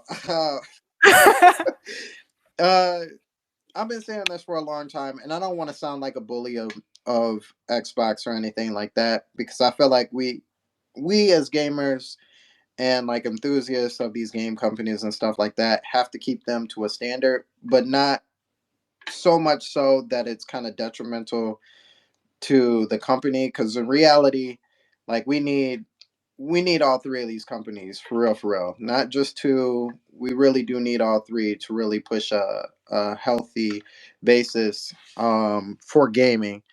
um but if they're going to buy yet or create yet another studio, we really need to see something come out of it besides a cinematic. We need to see more than just a piece of gameplay. Like it's getting bad over there for Xbox, and I've been saying they're kind of in their Wii U era right now. Like this feels really Wii U-ish for them, because while they're getting games and everything, they're not getting the titles that they need to be really pushing forward the Xbox brand like it should be. This should be another generation, if anything, probably the tightest generation between Sony and Microsoft, and we're just not seeing that from Microsoft. So if they're starting a new studio, I really hope that this is them really pushing forward to having some sort of game outside of what was the Rush game? Is it not Gravity Rush? The one that just came out either last year, and they pushed that studio already out. They need to have some games actually show up and show face, to show that Xbox, outside of their backwards compatibility and outside of the Game Pass, is actually a healthy community, not a community kind of searching for itself. Are you talking about Hi-Fi Rush? Yes, thank you, Hi-Fi Rush. Yes, winning all the accolades, but they still got canceled. All right, I'm gonna go on a small rant. I promise it's gonna be small, but I'm finna be on demon time. Forget Xbox. Forget all the players. I don't care no more. Hey, look, I'm on Savage Mode right now, and I got a reason to, because I've been helping the Xbox and the Xbox players. I don't know how many years, trying to get y'all life together and trying to have accountability for that company. At this point, I ain't doing it no more. Y'all suffering because y'all don't listen to nobody. People been trying to tell y'all the same exact stuff for I don't know how freaking long, and all y'all want to do is praise this company that y'all so loyal to, and they keep messing y'all up in the end. Look, I don't like when people try to downplay other things to make themselves look better. Okay, I'm finna call out shots, and I know I can do this, right? So we cool. Immortal Gamer, we cool. So ain't no bad blood between us. Ain't no way in hell looks like Overwatch. Ain't no way in hell. The only reason people are saying stuff like this is because they find other competitions a threat to their consoles. It's okay for Call of Duty to be bad at this moment. Not against you, Beast, right? Because you already told me your opinions too. But Oh yeah. still, it's okay. Yeah, it's okay for Call of Duty to not be good. It is okay for Call of Duty to suck, right? At this point, I'm not saying it does in all aspects, but it is okay for it to suck. It is okay for you to call out them and say that. It is okay for Hellblade to be a walking simulator, which is the same exact definition that y'all told people about with Sony, with like 5 Sony first party games. And Hellblade is literally the true definition of a freaking walking They simulator. said that for Death Yeah, Stranding. They they said it before Death Stranding. They said that for Horizon. They said that for God of War. I don't know how you can even say that for God of War, but it is what it is. And I'm gonna be real with you. Death Stranding is a walking simulator. I don't care if I'm a PlayStation person now. You see how easy that is, right? Death Stranding is a freaking walking simulator. I can call it that. If I can call Death Stranding a walking simulator, y'all can call Hellblade a walking simulator. Blank. Look, I'm done. I don't care about the competition no more. Why? Because Sony is doing what they need to do and they are listening to people. Within the last month, and I'm not just talking about the last month, but within the last month, Sony has implemented them things that people have been telling them to do in the last month. So at this point, it doesn't matter anymore. Forget Xbox. Forget any other competition. Because we tried to help y'all, but we getting what we want. So at this point now, it doesn't matter if Xbox is around anymore. And I'm gonna just say it. This is my first time even saying this. It doesn't matter. It does as long as PlayStation keep listening, Xbox does not matter. Now, with all that being said, I'm gonna help y'all one more time. Y'all got one more time to listen, right? One more time. I can't say for definite, but I'm gonna help y'all one more time, even if I said all that. Xbox, hey, I hope y'all listening. Because y'all players need to do something, or Xbox gonna keep ripping y'all in the butt. Xbox needs a Infamous. You have 100 Star. You have the creators, the people steady. Xbox needs an Infamous. I know this is not the first time y'all have heard this before, but I'm gonna bring it back to the spotlight. Xbox needs an Infamous. They need a hero, as originally created for Xbox. If they flunk this move, if they fumble the bag with 100 Star, hope I'm getting the name right, 100 then it's stars, over. yes. It's over. But Xbox need to use this skill, use wisely, do what makes sense, and make a freaking Infamous for Xbox. Other than that, I'm done with y'all. I don't like the fact that people keep trying to downplay greatness to make themselves look good. That's not how you do things. It is y'all. I'm gonna just say it. The console wars are dead, dead, dead. Get over it. Take the loss. Hey, look, I was Team Drake, Dang. and Kendrick won. We lost. Pack your bags. Go on about your day. You lost. I know it's a war we've been fighting for a long time, but at the end of the day, you lost. So stop with all of this nonsense. Accept it. You are in stage one. You are in denial. Okay? It may take some time, Ouch. but you are in denial. Accept the fact, move on. The best thing you can do, which we've been trying to tell y'all for I don't know how freaking long, is to hold y'all company accountable. Move on. You lost. It's over. I don't even know how you follow up that. You got it.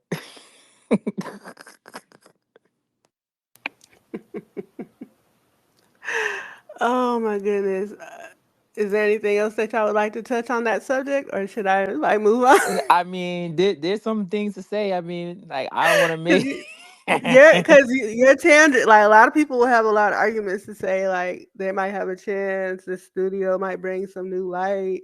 Um, they could make it where they. I mean, for all you know, well, you never know. They could be coming up with something like to make it so that they have a platform hero, like as you said. Mm, mm. Who knows what they're gonna do with this? But a lot of people are excited. They're saying, "Let them cook. Let's see what they got. There could be potential." Well, you like, nah. Xbox done did what they could, said what they said. Oops, my mama's calling. I'll be back, y'all. I'll take over real quick.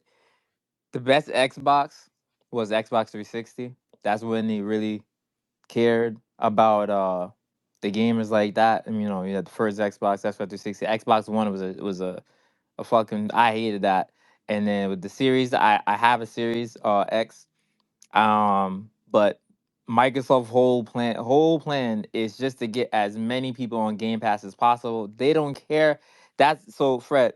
They don't care about console sales. They don't care about games. That's why they went after Bethesda and they went after Activision Blizzard, and they want to get They these. don't care about their Yeah, players. they don't care They about don't care that. The about the only thing people. they care about is being like, hey, yeah, you have an Xbox, but hey, you can actually play Game Pass on your TV, and hey, you can play Game Pass on your phone, and hey, you can play Game Pass on your Apple Watch, or you can play Game Pass on your shoes, or whatever the fuck. But that's all they want. They want subscriptions. They don't care about making games. They don't care about making new IPs. They don't care about none of that stuff. Making a game just specific for Xbox, like how they did back in the day. You had Halo on the first Xbox. Then you on Xbox 360 you had Halo, Gears of War, and Forza and all this stuff. They don't care about that no more. That's why you don't see none of these crazy IPs. They just want to buy everything, make it a subscription, and that's it. They don't have the they do it with they don't just do it with Xbox. Microsoft it's a Microsoft problem, not an Xbox one. It's a Microsoft problem. They do this with every single genre or whatever they're in. They did it with PC. So you have PC, all right, cool. You have Windows on PC. Remember when the Zoom came out? Remember they just try to copy everything that everybody is doing at the time to try to see if they can make something with it. They do it all the time. Zoom Yep. was like that. Windows Phone. Microsoft Surface is like that. Um, it's so many different things. They did what was the streaming service they had? Mixers like that. They do it with everything. They have no taste. I think Steve Jobs said it before. They just buy, they copy your shit. They try to do as much as they can with it, and then they like, all right, well that failed. Let's go to the next thing. They're doing the same thing with Xbox. I don't hate Xbox. I like Xbox, and I don't want to say like, oh, we're better off without them, because with Xbox, when Xbox brought Bethesda, okay, cool. Nobody was like shitting in their pants, right? When Xbox brought Activision, we're like, hey, what are they gonna do with that? Because now they're gonna make Call of Duty exclusive on Xbox. That would be a Sony type move to do, but because Call of Duty's on everything, that's what they want. It's no threat, right? Man, look. Forget that. I'ma say it. We don't need Xbox. We'll be better off without it. Man, yeah, I said it. I said it. Come at me, bro. I don't care. We don't need Xbox. Fuck You need Xbox. somebody to keep Sony in check too, though. Besides Nintendo, Nintendo do their own thing. So you need somebody to. I'm a PlayStation guy. I don't care. I love PlayStation. That's my preferred. You think Xbox doing it? Xbox is the one that at least put a little fear in their hearts, because when they brought Activision Blizzard, everybody was like, "What the hell is Sony gonna do?" Remember, everybody was trying to figure out what's the next developer that studio that Sony was gonna buy. But once Sony seen that, and they went to court for it, remember, and they had to make sure that they can keep Call of Duty on PlayStation for 10 years or something like that, whatever thing they signed. That's kind of keeping them in check, because that's keeping them being like, hey, that was our big. They PlayStation makes so much money off of Call of Duty, right? Off of Warzone, Call of Duty, all that stuff, that they can. That's like what, billions of dollars right there, of profit that That they they get. gonna keep making. So that kind of keeps them in check. Not to say that is a great check, but it's something to have there so that Sony don't go back to being PS3 Sony, and then releasing the PS3 and being like, you got to work two jobs to for the system. We don't want that And Sony. We look, want the Sony beast, that we got right beast. You now. know who? A little, it can things be a little better, of course, but that's the Sony that we want. So that's all I'm saying. You know who gonna keep? You know who gonna keep Sony in check? PC. Cause look, check this out. Every time Microsoft do something, Sony do something, and we laugh at them. They laugh. Sony literally will laugh at Microsoft in front of their face. That ain't keeping you in check. You need true competition. You don't need somebody holding you down, right? PC though. Look, Helldiver 2. Oh, we're gonna take away this. As soon as they said that, what play? Oh wait, hold up, y'all. PlayStation. This PlayStation. Oh wait, hold up, y'all. We sorry. Next what day? Within 24 hours, I think. within 48 hours. Uh, let's back off. We sorry, y'all. We didn't want to interrupt y'all. You know what I'm saying? Hey, look, y'all want to come up? We need y'all on our platform. We gonna put our games on your platform. Yeah. We putting our games on your platform. Matter of fact, you want some day and day titles? We gonna give you some day and day titles. Oh yeah. Matter of fact, forget it. We gonna make some games that only appeal to y'all.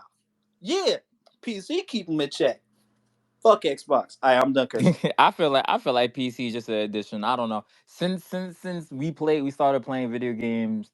Whenever you started playing video games, I feel like PC is just an addition, and it's just now that they're really getting into like, okay, we're gonna start putting our shit on there, and that's why they feel they got the backlash from the PSN thing. But I still don't, which I still don't understand. Never gonna understand it. There's thousands of launchers, there's thousands of different ways to do things on PC. So there's workarounds. If you're a PC gamer, you probably know how to do a workaround for everything. It ain't nothing you don't know because you got to do it anyway, regardless. But I feel like PC is an addition, not a direct competitor with PlayStation. So that's how I feel about that. Nah, I feel that. I feel that. Alright, so nobody got no more else. So we got. I think we got some more Xbox topics too. So we're gonna be talking about Xbox here.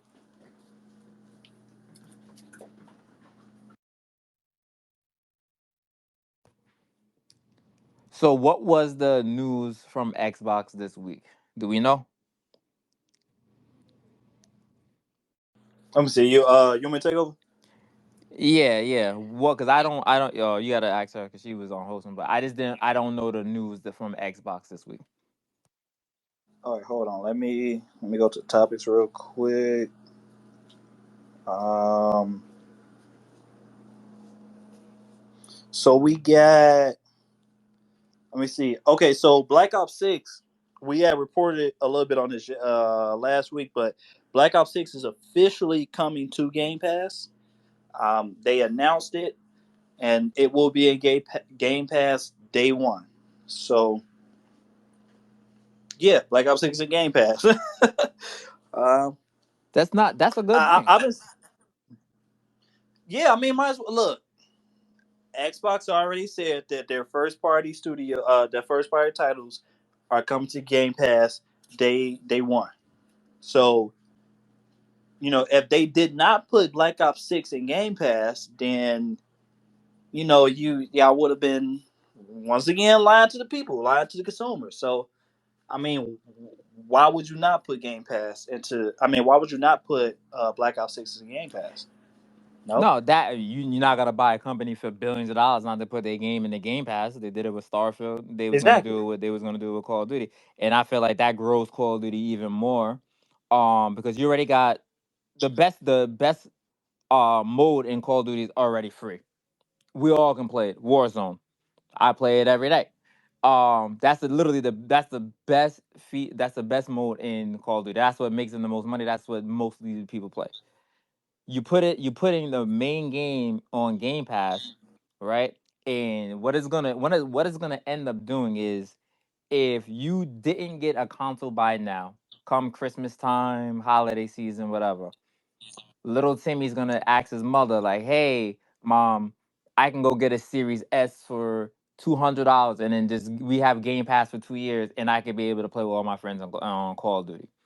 That's all that's gonna do. I mean, it's gonna be more. It's not gonna make as much money. It's probably not gonna sell as much as it would if it was just a regular standalone. Even though Call of Duty is the most highest selling game mostly every year.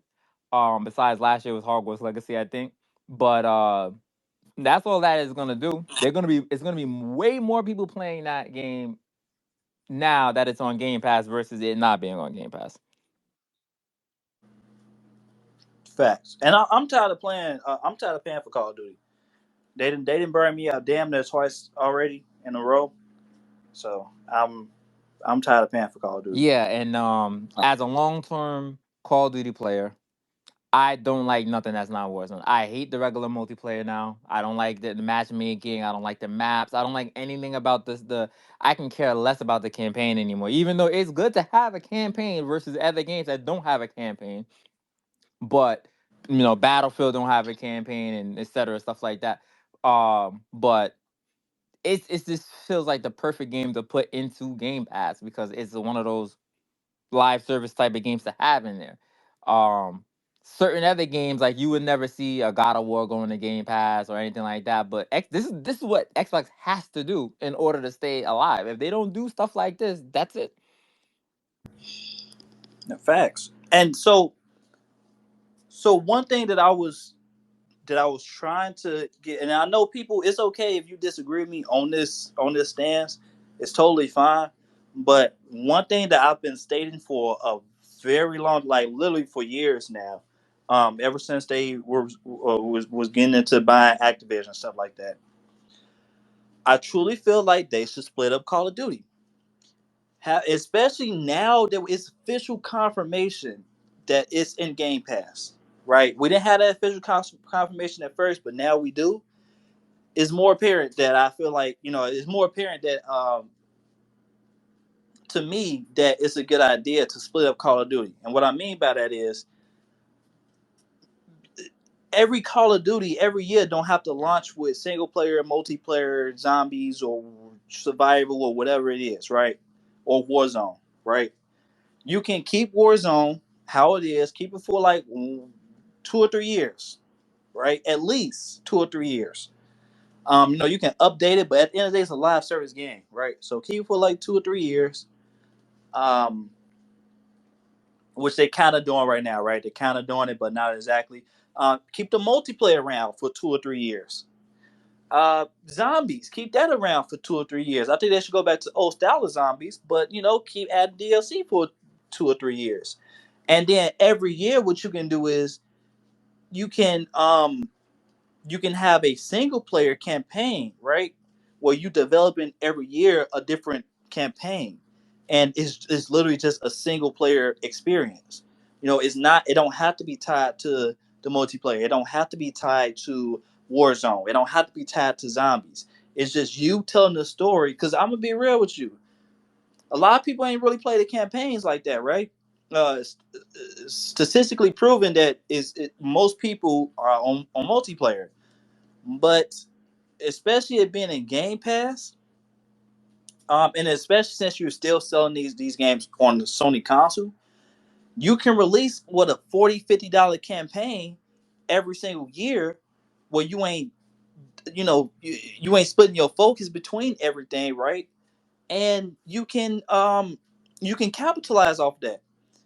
Immortal Gamer last week he had mentioned this where I think Charlie Intel had leaked it out that this year is going to be Black Ops 6, but next year they're going to be focusing on a sequel to Black Ops 2.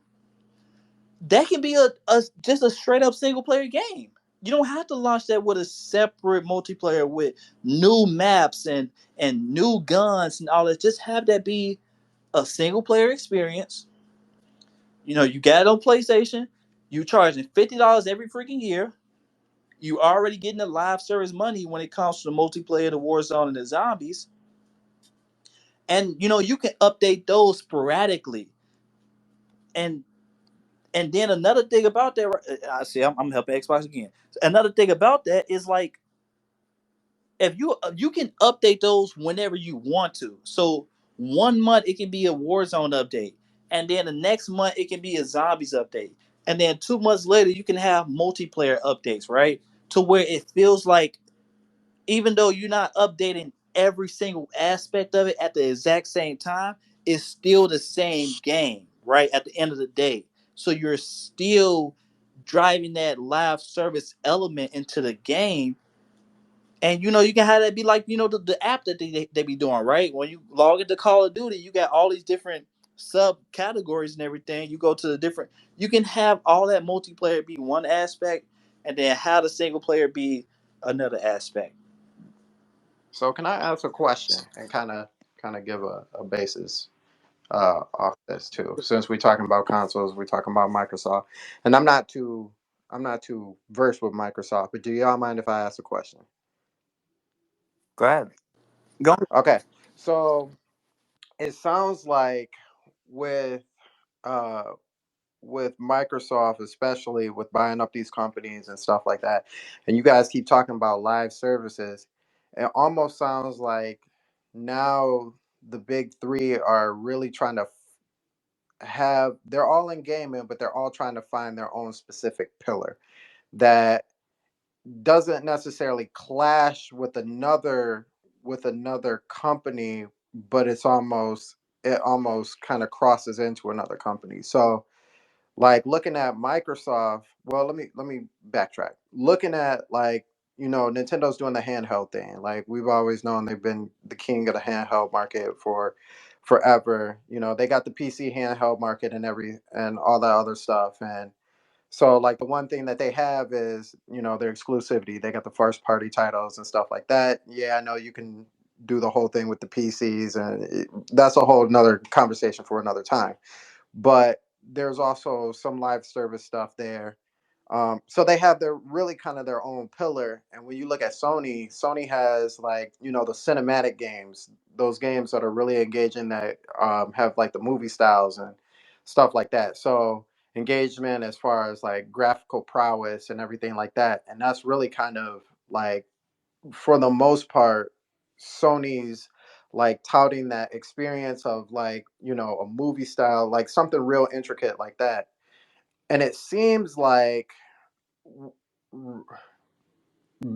outside of, last generation, I guess that was kind of a little more of the crossover, but especially like the seventh generation, Sony and Microsoft were really kind of going back and forth on, their games and stuff like that. But it seems like the Microsoft of now, we've talked about Game Pass and kind of being like that Netflix experience. Sounds like they're really trying to go for being like the Netflix of gaming. And when you're into that Game Pass experience, you have all these live services. So that's like their like primary focus is to try and get you into some sort of live service. But like that kind of dips over into Sony, having Call of Duty and stuff like that. And it's like if you like our experiences, you can come over here to Xbox or go anywhere and have that Game Pass experience. Do y'all see that kind of being like them kind of still all being doing their gaming thing, but them all kind of moving in directions where they feel like their company should go? Yeah. So Microsoft is like you said, Netflix of gaming. Sony's trying to do both. Sony's been trying to do both. They want the story native games or narrative games, sorry, and then they want live service too. And everybody knows the reason why these companies are pushing for live service and why everything is going live service, because game development is extremely expensive, tedious, and takes a lot. When you have a live service, you don't gotta worry about it. You put the game out, you just update the game whenever you want. Xbox has already been trying to do this since last generation. Sony's just starting to do a live service now, but in the previous generation, PS4 generation, they wasn't really trying to do it. They was just doing a lot of single player and story native games, narrative games. Um, but we also got to remember Sony tried to do multiplayer and live service games back on PS3. We had Warhawk, remember? We had Mag, we had Soulcom. We had those games, and all of them didn't do well enough. So then that's why for the PS4 generation, they switched back to the narrative games, and now they see that hey, maybe we got a little bit more experience now. We're gonna try to push forward to the live service games, and they're not trying to fail like Ubisoft. Ubisoft, they try to put live service in everything, right? And the thing is with it is, if it hits, it hits. Helldivers is a big hit, the best games this year. But when it flops, and games like that, you gotta take that in consideration that everybody's gonna try to do a live service games. I'm pretty sure Nintendo has some Splatoon, Mario. You can even call Mario Kart a live service game. It ain't a live service like a Warzone or something like that, but it still gets season releases and stuff like that. Pokemon you can consider a live service game. They do seasons all the time, and yes, I play Pokemon a lot. Every company wants to do live Scarlet. service. Shout out to Pokemon Scarlet. I'm back. Violet gang. Mm, Definitely Violet Gang. mm, whatever, not everybody can be great in life. Hey, Which, listen. We could solve this one day if you want to put your Scarlet versus my Violet by all means. But I don't think you're ready for that yet. But yeah, let me stop talking mess like I'm knee deep in the game. That was the first Pokemon game because I was a Digimon fan. That's the first Pokemon game that I've been playing, but I'm actually like really enjoying learning it. So let me not. But I'm still gonna talk my big one, and I'm still gonna say it's Scarlet over Violets around here. yeah, you talk that talk. But if you can't back it up, then you gotta go somewhere with that. Which subject did y'all? What's the discussion? Let me catch up. I want to get back on or excuse me, I want to just tackle Sage because Sage asked if okay, so pretty much I don't think it's about he talking about the different companies, right? How Microsoft and Sony's different approach when it comes to gaming. Hmm. I don't think it's necessarily about like maneuvering and your it's about getting your lane, finding your lane, sticking to your lane, finding your niche. That's what I think, right? Hmm. And these companies got their own different niches. Like y'all already said a lot of the things, right? Beast brought up the PS4 single player experiences and everything. So M- Microsoft has a niche, right? They do have that Netflix of gaming. I think that's a perfect way to explain it. And they've been focused on that for a long time now, at least ever since last generation, right? On that Netflix of gaming. And that's their niche. So if that's what y'all are doing, that's what y'all focus on, you know what I'm saying? Or excuse me, if that's what y'all niche is, then focus on that. Stop trying to be like everybody else. You know, you have Game Pass, for it to be successful, you had to do certain things. That's why I say put those single player experiences in Game Pass. Because again, one, most people don't play the single player experience in Call of Duty every time they buy the game. They mostly go to multiplayer. However, that is literally content, right? For your Netflix of gaming. You can't have a Netflix of gaming without content. And you can't have Netflix of gaming with content if it's not continuous. You know what I'm saying? So because at that point people go unsubscribe. That's how you make your money. So you have on top of that, Xbox said that they want to release four major titles, or excuse yeah, within a year. So they want to release a major title every quarter. You literally have one major title every single year that you're already doing it, but you can do it that's more cost effective, that's more smart, and that can actually get more people to play the single player experience. Let a Call of Duty every year drop in Game Pass, and let it be single player experiences focused, right? Forget all the multiplayer. You can do all that stuff free to play. You don't even need Game Pass for it, right? Maybe you get Game Pass, maybe you get some free DLC. But you dropping $50 Call of Duties every single year into Game Pass at the end of the year, like, oh, this the story gonna be, it's almost like we going to the movie theater every single year to play a sequel, to watch a sequel of a movie that we like. Because most people like the single player experiences. Even if you don't play them, even if most people don't play them, the people that played it, they are critically acclaimed single player experiences. So it's all about finding your niche, like, and focusing on your niche. Microsoft, you gotta focus on their niche. If that's what y'all doing, hey, look, go full force with it. Hellblade 2 should not have been in development and announced alongside the Series X, and just now launching, what, 3 years into the, no, this is 4 years, almost 4 years into the cycle. That's halfway through the generation. It's a 5 era experience. That's not content. You know what I'm saying? For a Netflix again, it's not content.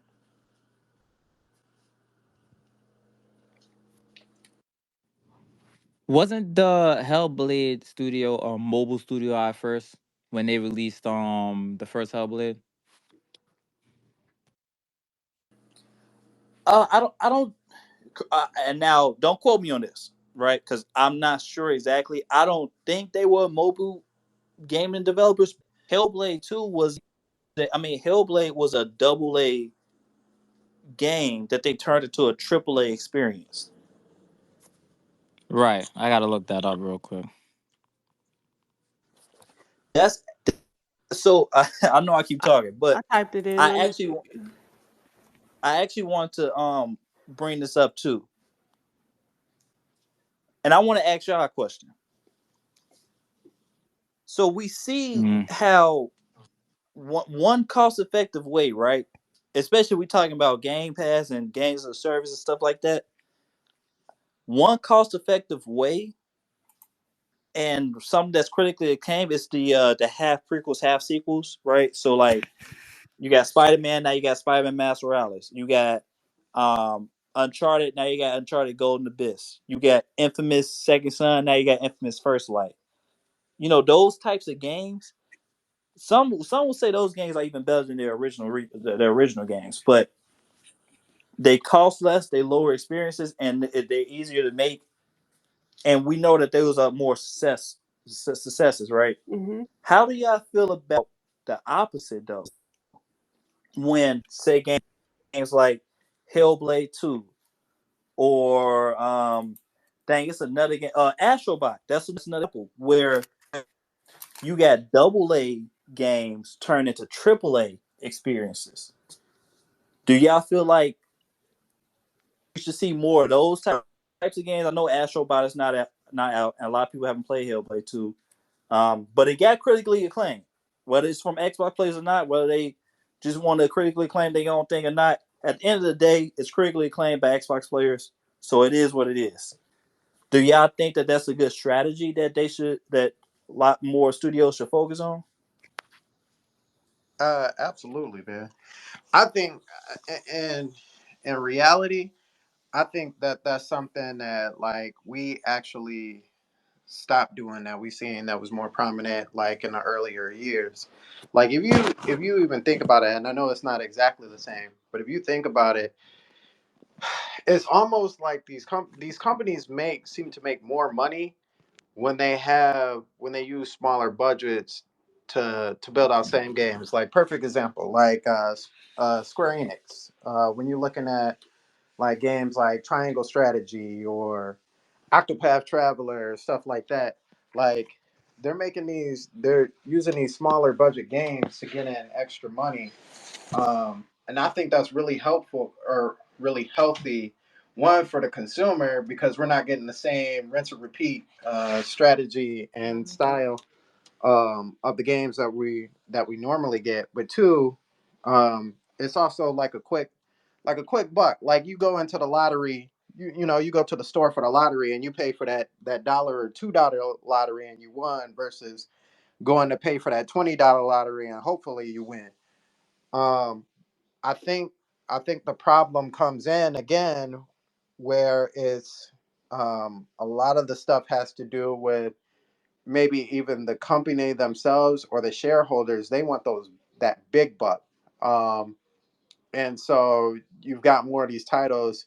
And I guess this is more shining towards Square Enix, where you have a Final Fantasy 16 or even like Final Fantasy 7, where they had to chop the game up into I don't know how many pieces, and run them over time.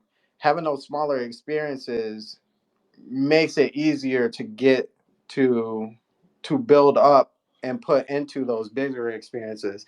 And for the fact that we're not seeing a whole lot of those, like yeah, that's definitely something that needs to happen. Even if it is like Sony, you know, doing Second Sons to I forgot the one you just named, but like the half experience, something to push even the story forward just a little bit before you get to the next story. Miles Morales, perfect example. Uh, you know, my kids played Spider-Man, but like they were really hooked on Miles Morales, and so now it's just like, okay, now I can't wait for number two. So just having that half experience where you've taken what you've already developed and using that engine or the in-game assets or stuff like that to build upon that, yeah, man, that's critical. I think that's a sweet move, but I'm just a regular consumer. They're businessmen.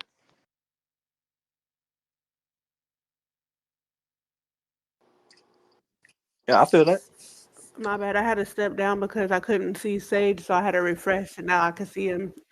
But I had to, yeah, my Oh, bad. let's see. Should okay, he done talk. I'm gonna invite you again. I didn't even notice. Yeah, I didn't want to interrupt. That's why I was just listening. Can you put the straw in?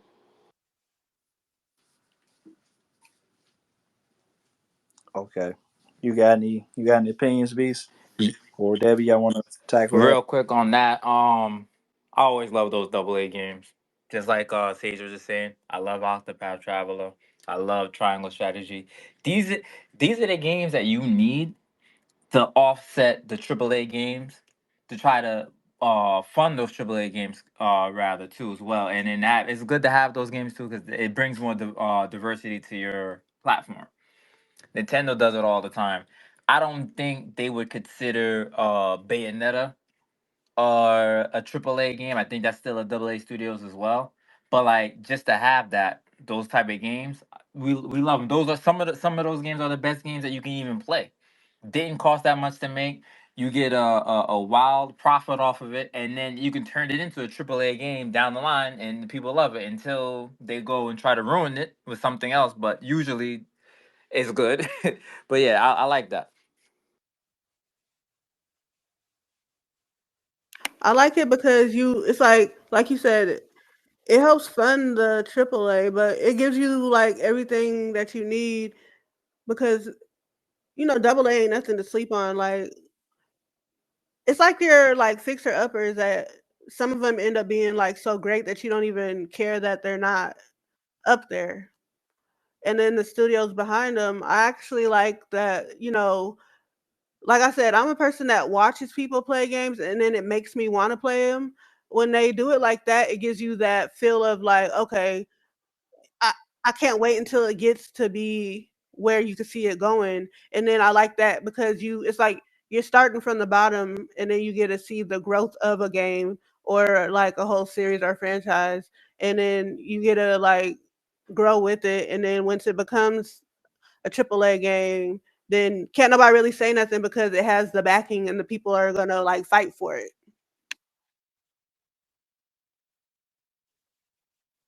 Hey, turn up, turn up. All right, so let me see. Okay, so we are running close to the 3 hour mark. I don't want to, you know, I know I've been running on tangents a lot, but do we got any more topics so we can try quick fire some of these? Did y'all already talk about the lawsuit with Call of Duty, the cheater maker? We did not, and we were just talking about Call Yeah, of I Duty. heard y'all talking about it when I was on the phone with my mom. I'm like, but okay, let me branch that one. Um, Activision won the 14.5 million in lawsuits against the Call of Duty cheater maker, and it's been a long time coming. So I don't even play COD, but I was so like I was like, when are they gonna do something? When are they gonna do something? When are they gonna do something? It's y'all's game. Stand up, and they finally did. So So another quick thing on that AA topic. The first Helldivers, I think that was like a AA game, right? On PS4, PS3, Yep. whatever. Yep. yeah, Look at it now. You could damn near say it's a AAA multiplayer game now. So it came from AA. Like AA's can turn into AAA's. There's a lot of AA's that should be AAA's. They're better than a lot of AA's. So yeah, that's just one point I wanted to bring up. Well, that's probably how a lot of franchises can start too. A lot of IPs can start, to get them off the ground first before they start focusing on AAA. Yes, but somebody was like, cause somebody was asking about the double A, like what was Hellblade. They said that Hellblade. This was like Hellblade 1. Somebody made a comment, and I remember it. They was like, Hellblade is a double A, but the very best of it, in my opinion. It seems like Hellblade 2 will be a triple A, given that they are now acquired by Microsoft. It look like, but that just goes to what y'all was saying. Like a game that they first put out could literally feel like it's gonna be where you think it's gonna be, and then the next one comes out and it skyrockets and proves the people's point.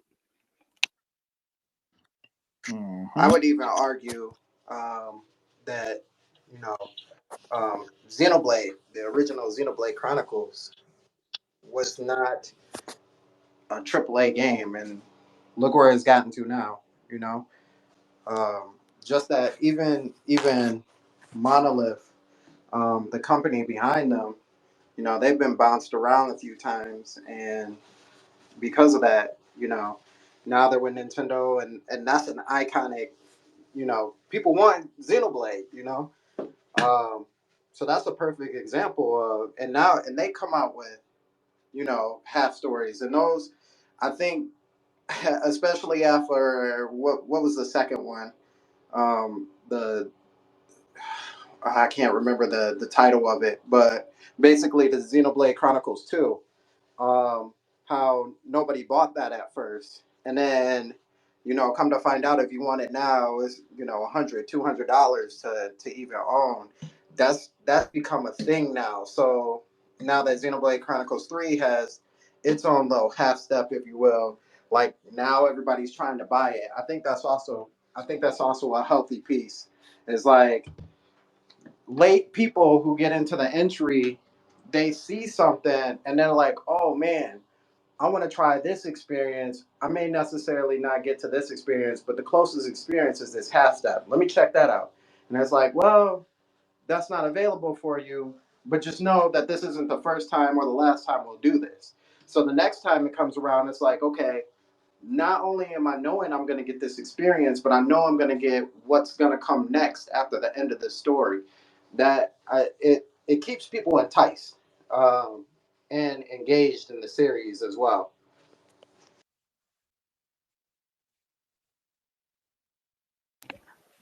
Does anybody care about Redfall's updates? I don't even know if No. anybody cares about I Redfall know. at this That's why point. I was like, I mean, we could touch on it, but I don't. That's why I was like, does anybody really even care about that? What about Spider-Man 2? Sold more than 11 million units. Oh, that's a good one. That's a good. Some sprinkler park. So Really? I think one of the best things to keep in mind too What about the hell? this I'm like, I don't want people to is no that sprinkler park. Spider-Man 2. He can't run Hey Debbie, we around. can I hear was you. going to the water park because they have like a kiddie pool and splash pool and stuff. Debbie, we can hear you. He can't. Oh no, that's Beast. Beast, we can hear you. Somebody, I was like, it I wasn't don't me. know. I was like, hold on. I paused everything. I'm like, is that me? But yeah, it's not me. It, it it almost sounded like you at first. I was like, what? Stroller fan All right. to put on his So stroller. Beast, we can hear you. Then I'll come. We can hear your wife talking, man.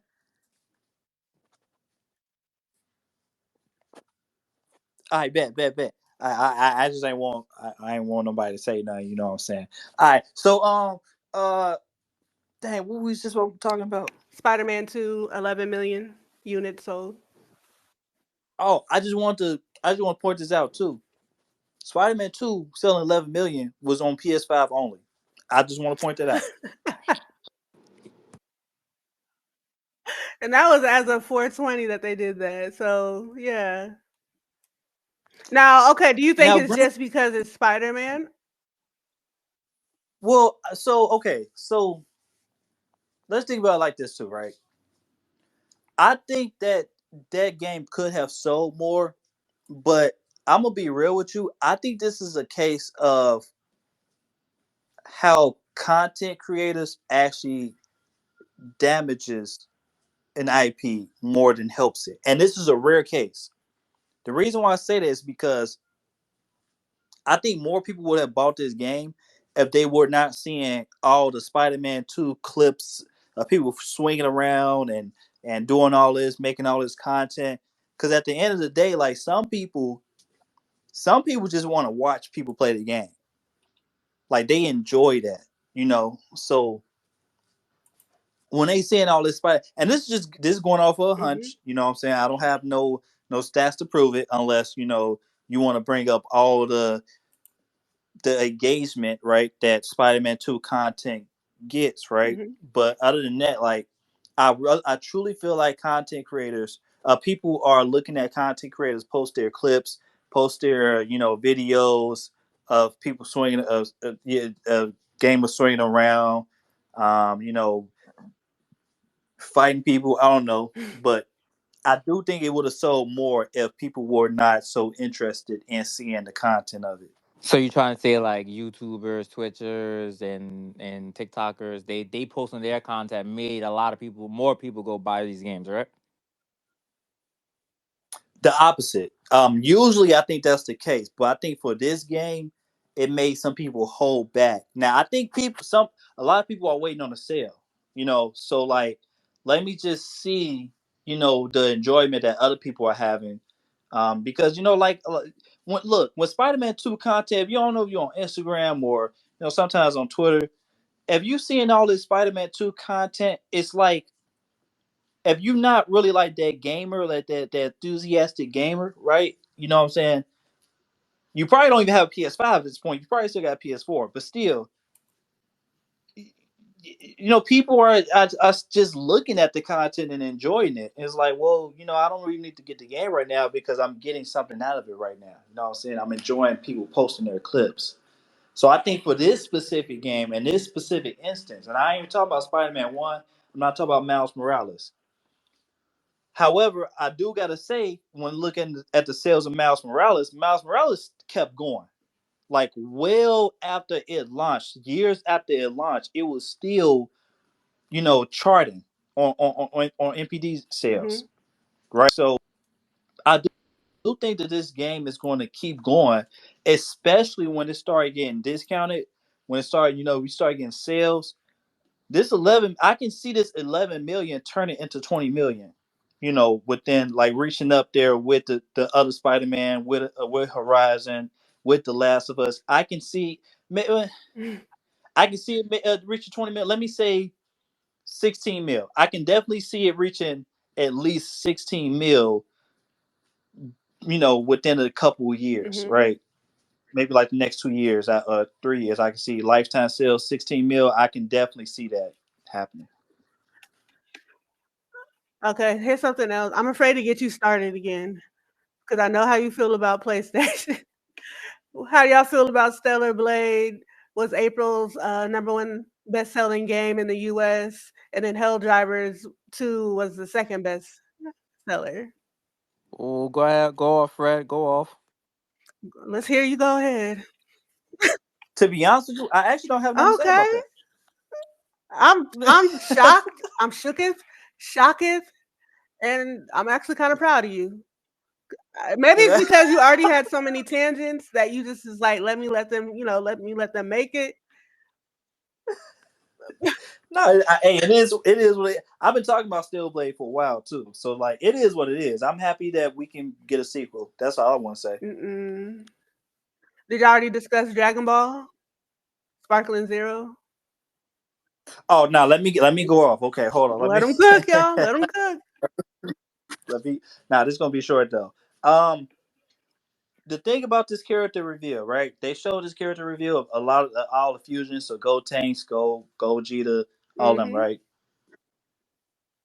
The thing that I think the reason why they put this trailer out was to throw a slap in the face against everybody who ever said anything about all the reskins and Budokai Tenkaichi 3. Like they said, forget everybody, because at the end of the day, you had 20 Vegetas, 32 Gokus, doing the same stuff.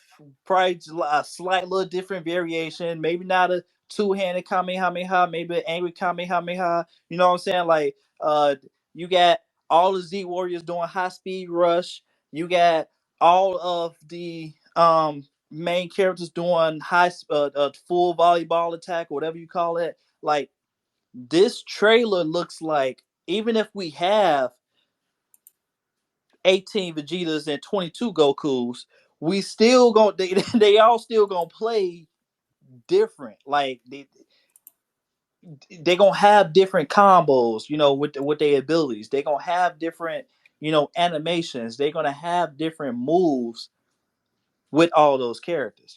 So I don't think this is like the most impressive trailer that they've shown. However, it does look like they are trying to address the feedback of everybody having, like, it's just a whole bunch of reskins and everybody having the same moves. I'm actually like I like watching. I don't really necessarily play the Dragon Ball games, but I do love watching people play it. And if you, I put the trailer in the comments so that in case anybody missed it and want to see it, you know, it's pretty good. Like, I'm excited.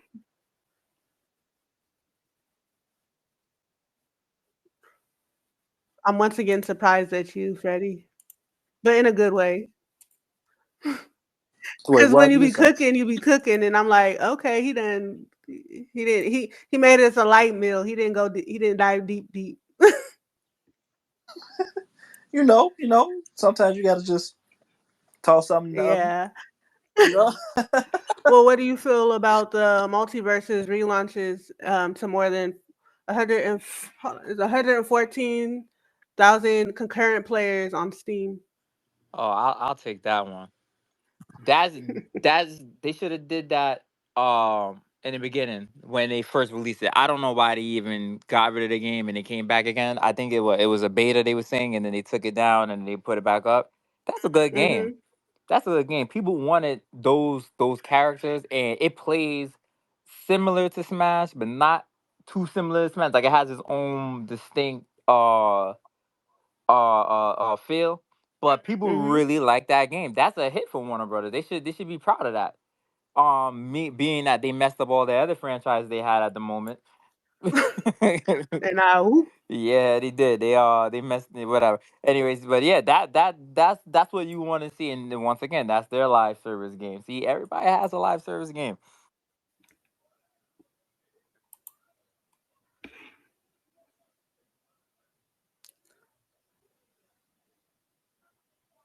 so then when I get the chance, and when I tell y'all to pull up on me, and I could use Harley Quinn to beat that A, then y'all be ready, right? I call Cap. Hey, let them come out with the Powerpuff Girls, and I will Powerpuff your butt. All right, let's go. Okay, let me look and see. What do y'all think about the Neil? Did y'all already discuss the Neil Druckman interview being removed by Sony for being heavily edited? Why did it got removed for what? Because he was saying that the next game was gonna push the boundaries of gaming or something like that. I guess they edited it, and I guess they apologized for whatever because the social media was like he was complaining. Yeah, the that's what they actually Hmm. edited. He didn't say that. Yeah, that's what they're saying that He they had to apologize for making it look the way that they did. Yeah, Yep. I didn't see it. They Hold on. tried to paraphrase what he said, and the statement that you said, that's what they paraphrased it into. But we had touched on this a little bit last podcast. Hmm. He was basically saying that, and now I'm gonna paraphrase again because I forgot exactly I don't remember the exact words he said, but he was basically talking about how like The Last of Us, he made the game and he made a TV show, and now people that was not gamers who are discovering the IP of The Last of Us, they watch the show, and now even people like that are now interested and got all eyes on his next game, who wasn't even gamers, who never even probably never even played The Last of Us. Hmm. So he like a lot of the media gaming is transforming into more of the it's getting more of the eyes like the film industry have, and the gaming industry is becoming more and more it's become more and more popular to the point where like even like people that's not playing games, they are seeing all these different IPs, especially since the form of people creating TV shows and films out of these IPs. And now you got more and more people interested in these games, these gaming IPs, to the point where Last of Us, people looking at The Last of Us 3 that had no idea what The Last of Us even was. Facts. I dropped it in the chat in case you want to read exactly what was happening or what was said. But a lot of the people, even like my non-gaming family, they're actually interested in just specifically Last of Us just because of the show. So it is that bridge that really be needed and is really necessary to like bring in more people into gaming. And I'll say the same thing will be said for the other show that they had out. Like, do y'all think that that's like what they're going to start doing to bring in more people? Like, make it into movies or shows that people are going to like follow the series to gaming? Oh, they definitely gonna do that. They definitely gonna do that. That's actually isn't that's another good strategy too. When you make a game series like The Last of Us, and then you can actually turn it into a TV show, and then people actually watch it, then you can resell your game again for the third time on the system that's 2 generations older than the original game. Of course, they're gonna do it. I'm just surprised that they actually did it with Fallout and it actually turned out good. But yeah, they're gonna start doing that. Remember back in the day, we used to have games based off of movies and they didn't do that well. Now we have games turning into TV shows and they're doing way better like that way because you get more traction off of it. And then like you were just saying, people who weren't interested in the game at all, they go and watch the series. Then they're like, you know what, I want to play this game, and they're seeing everything that's happening in the series and the game. That's perfect. So you get a double hit with that one. Facts. Um, Yeah, and Herman Hulst said that too in that last interview as well. He touched on the film and TV side of it as well. that dual approach. Yeah, so when he was saying that how they was using a dual approach to get PC Mm-hmm. players, they're using that same strategy to entice moviegoers and people that's not necessarily interested in video games. They're using that same approach to go into the film industry and TV series and stuff like that to get more people into their IPs on PlayStation to get them to actually play because Fallout, after people watch that show, Fallout hit record breaking numbers on Steam Mm-hmm. after the TV show came out. And I'm gonna be real, like that was one when I was working on Uncharted. That was the strategy that was in my head. I just had to implement how to actually do that, like how what actually to have in this movie to get people to like franchise and to get people to actually be interested in coming over to play the game.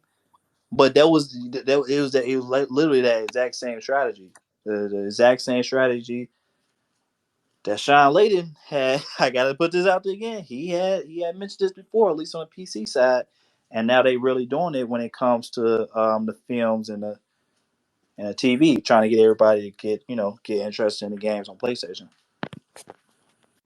Mind you, when they did the Fallout, they as soon as the series came out, they did the next gen update. So then people are like, oh, this is they act like it's a new game almost, like it's a brand new game. But it's still the same game that was released whenever it released. So that always helps out.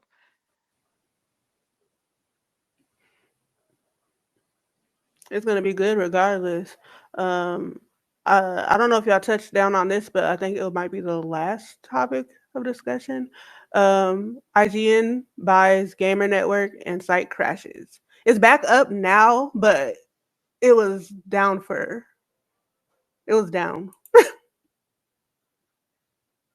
Yeah, that's a topic we did not discuss last week, and they had bought it, before the last week's podcast. Mhm. So that was it's funny that you had that last too, because that was that we up on, at least I'm on, still. Um, so IGN buys Gamer Network, and Gamer Network was consistent of, it's pretty much like IGN just did a whole bunch of acquisitions. Um, does it say the does it say all the journalist sites that's on the Gamer Network? Um, like it said, hold on, let me look. It said Push Square. Let me look. Nintendo Live and something else. What was it? Pure Xbox. It just said, "Sorry, there's an error on this page. Please try again later." Like it was gruesome. Like that's embarrassing. Hold on. That is embarrassing. Like I'm happy that they worked out whatever kinks, but eek. I don't want nothing that IGN touches. Man. Super Okay, fast. so the, my bad. What happened? I just said super facts. I don't want nothing that has to touch it. So the Gamer Network publications are GamesIndustry.biz, Mhm. Eurogamer, Rock Paper Shotgun. I actually don't know what that is. Mm-mm. VG247 and Dicebreaker.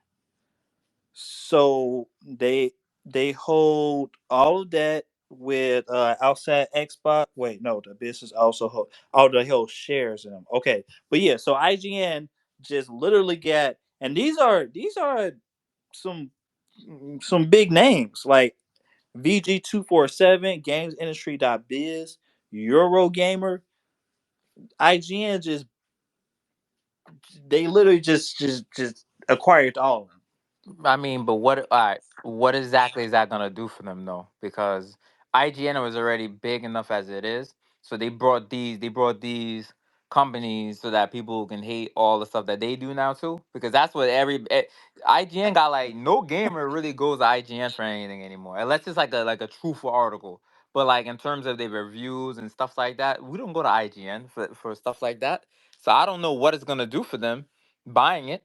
I'm confused. They just want monopoly. I was about to say I a don't whole I don't monopoly, understand. but I wasn't. I didn't want to just be the one to say it because it sounds like they just trying to make sure that they stay above head, like on all aspects. But it's gonna end up like biting them in the butt. Yeah, this stuff sucks. Not like I don't. I'm a big advocate on. I don't like to watch game reviews. I just like to play the game. And when I did watch game reviews back in the day, PS3 generation, you had no choice but to watch GameSpot and IGN and stuff like that. But now, if I was to watch a review now, it would be more so like a content creator on YouTube.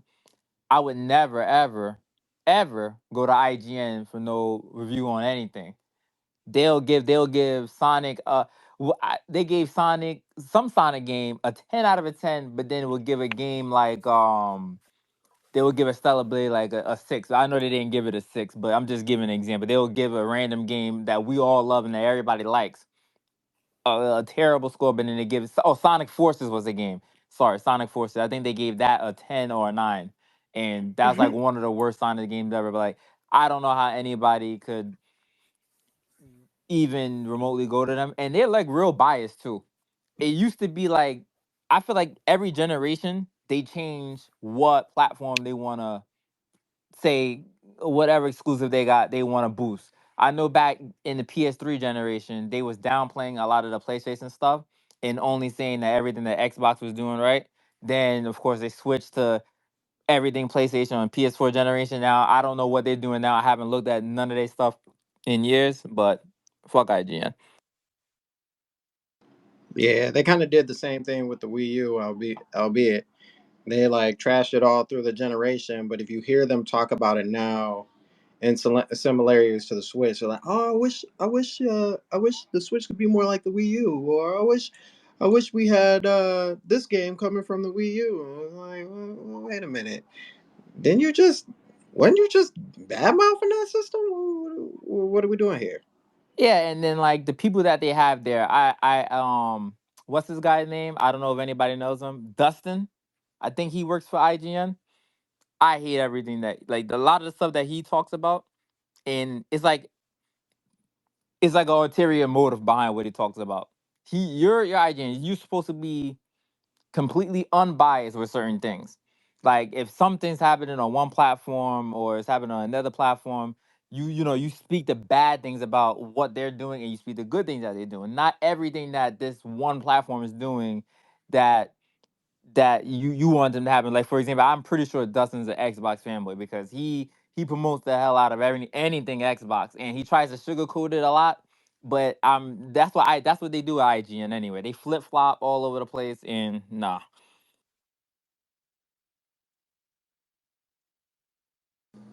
You heard it here, folks. No, let me stop. But I'm with y'all. I'm with y'all. Not good.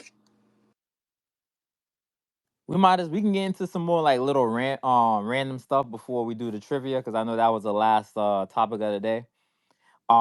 Didn't ask this question. I don't think we asked this question. What is everybody playing right now? Damn, my bad. I appreciate you asking that. What am I playing? So, I finally beat Far Cry 5. Yeah. Ooh, I love Far Yeah. Cry. I So don't care what nobody say. I love Far Cry.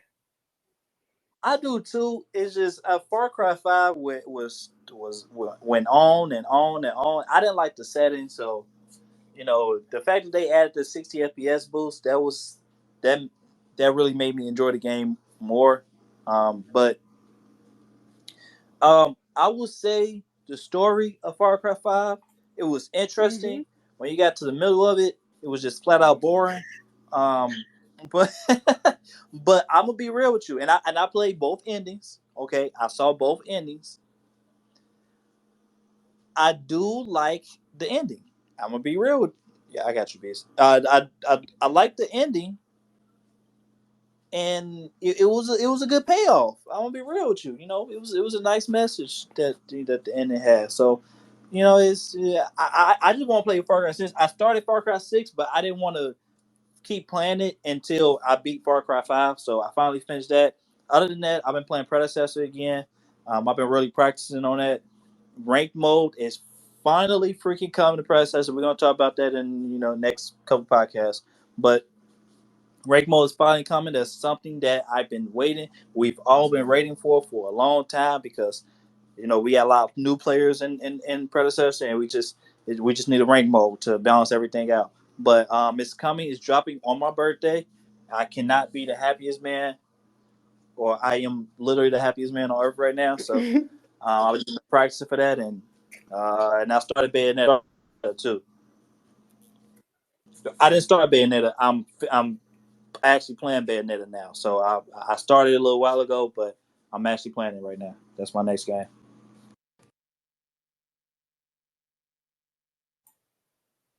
Okay, as far as what I'm playing, I'm currently playing. I started playing Hellblade, the first one. Wait, no, not Hellblade. What was the game that it might be? No, what is the first one called? I don't think it's Hellblade. My brain is like fried right now. I'm My bad. Yeah, it's Hellblade. I was washing my hands. It's okay Hellblade. because I know, but I know there. I can't think of the specific name for her, like what the first name of it is. But yeah, I'm playing Hellblade, the first one. But I'm also playing because I'm not one of them people that could just stick with one game at a time. So I'm also starting X Defiant, and then I'm tapping into a game called Stumble Guys. Because I'm a Fall Guy sweat, so I like to like broaden my horizon. So I tapped into Stumble Guys, and then it's funny that you mentioned Far Cry because I was playing Far Cry on my PlayStation, but then well, Far Cry 5 and 6 on my PlayStation, but then they took it off the PlayStation Premium. So then I ended up I'm about to switch to my Xbox. So yeah, I'm gonna go tap back into that because I love the storyline and it's kooky but funny but toxic and I'm deliciously toxic. So those are what I'm doing right now. And then I'm always gonna play Fall Guys. And then I tapped into Assassin's Creed Mirage. Like I said, I'm a person that I literally am playing all these games. My brain is always active, so I'll tap into something for a little bit and then I'll move on to it, but I always come back. But that's me and that's what I'm playing right now. Yeah, my fault, Fred. You got it, Sage. Yeah, I definitely feel that. Yeah, because I'm playing a bunch of games too. Playing the new seasons for Diablo 4, which has been an interesting change. I'm enjoying it so far. It's pretty good. Um, but also tackling Eiyuden Chronicles, which I'm kind of taking my time on. It's interesting. The 100 Heroes aspect of it is interesting in itself. Playing Tales of Vespera. This is like my first Tales game that I've owned. I've played plenty of them before, but never actually owned them. Always borrowed them. So now that I've actually owned one, I've heard that this is one of the better games. The story is keeping me engaged. The characters are like, meh, but still having a lot of fun with that. And just jumped back into Starfield a little while ago. Between Starfield and like Tears of the Kingdom, because though both of those games, I feel like you have to have a good amount of just like sit down time and just be like, okay, this is what I'm playing. This is what I'm invested into, because they can both get overwhelming really fast. You're definitely right about that. Games like that, they're going forever and ever and ever. Um, games I'm playing right now. Y'all already seen the one game I'm playing right now, the Stellar Blade. So we got Stellar Blade in the house. I'm also starting the Multiverses back up again since it came back. So if anybody wants to get Powerpuff, Booty Pop, or whatever Fred was just talking about before, they can definitely do that if they release, if they ever release Powerpuff Girls into it. I don't think so. That would be good though. Um, Trying to beat the second DLC of Final Fantasy 16.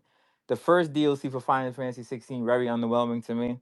It's just like you're in one place and you get the history of what happened to the people. If you don't know the story of Final Fantasy 16, there's the people that came before the people that was, spoiler alert, fighting Ultima at the end of the game. Um they were the ones that got defeated by him, and you're basically getting like the history about it. It was real lackluster. I didn't like it. But the second DLC is more like what happened to the last econ. That's, if that's how you say it, econ. Because there was one missing. I think there's two missing, but the one that was missing is the water one. You have two fire icons. You have the earth icon. You have the darkness icon. You have the light icon. You have the wind icon.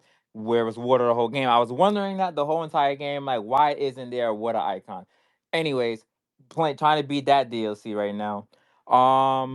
Of course, we got Tears of the Kingdom, got that going on. We got Live Alive, and I'm still playing through Cyberpunk Phantom Liberty. So just like y'all, my brain is all over the place with these games. I've been extremely overwhelmed with these games because I'm live streaming a lot of the multiplayer games.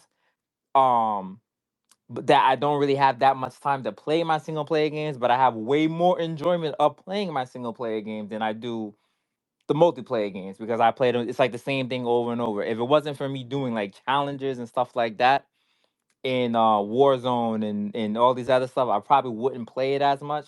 But yeah, that's what I'm playing.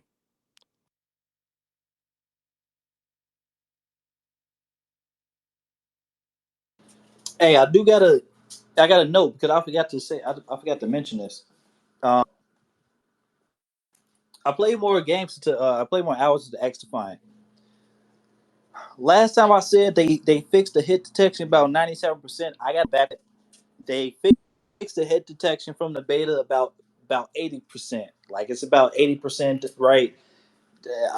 I got more instances where the hit detection just was not right, and I got receipts too. But they need to work on the hit detection. They do need to work on the balancing the guns. A lot of people complain about the TDK. I don't know for sure if the TDK is right or like I don't think it's. I don't have too much of a problem with it just yet. But I don't have a strong opinion about it because I think the guns need to be balanced a little bit. Like the SMG need to be buffed a little bit. SMGs need to be buffed a little bit. At least the starting one. The starting rifle I had was probably it was solid. It was rock solid. So I don't think they got to do that with the shot. Maybe need to get buffed, get nerfed a little bit. Maybe the abilities need to get nerfed a little bit. But other than that, they just got to work on some stuff. Like the maps are Facts. cool. Yeah, they it's not the game is not perfect, but you know it's they can work on it and they can get better. My problem with it is I know like I that's the game that I'm like branching in to try to like get comfortable because like I have this like misconception like when I was when I was on chemo, I tried to play COD, and my when I was sick, my I was lethargic, delayed, and so now when I tried to play it, I got this fear of it. So I was playing like I play Rogue Company, and then I play, of course, like Fortnite Zero Builds, but X Defiant. I'm over here just shooting, shooting, shooting, and I'm hitting, aiming. I'm hitting directly on these people, and I ended up being like, I know I'm not the best shooter. I'm learning, but ain't no way in hell I'm over here just ping, ping, ping, ping, pinging, and I slide in behind because I'm one of them run up type of people. I don't know how to be like behind the scenes and stuff. So my problem is I run up. I'm running up and I'm behind them because I like to go around people and they thinking that they targeting somebody. So I come up behind and I'm just pinging, pinging, pinging. And you ain't falling. Y'all gotta fix that. Like fix that. Fix it. Um, Yeah, it's definitely like a slight delay as well. Like when it comes to the hit detection, like it's not registering. Like it I know the TDK is high, but it don't take these like and you be getting the hits. It's saying that the hits are registering, but they are not dying. So it's like what's y'all gotta work on that. I'm doing lessons for anybody who's trying to play first person shooter games, $60 an hour. If you guys need help, just holla at me. Dang, $60. You got them personal training I ain't paying. count. You gonna teach me off a homie discount of I ain't paying. Right. Do the gameplay community get like some type of sale or something? Like Nah, yeah, what's yeah, going on y'all with all that? good. I'm messing with y'all. I'm gonna peek over his shoulder while he's charging somebody. I'm gonna be looking over his shoulder, like getting the tips while I take notes in my All right, pad. real quick. So I didn't. That's the one game I didn't try yet. Was X Defiant. How different does it feel versus a Battlefield or Call of Duty? Like does it feel completely different, or is it kind of like the same? You know, I just wanted to ask that because I don't know how it feels.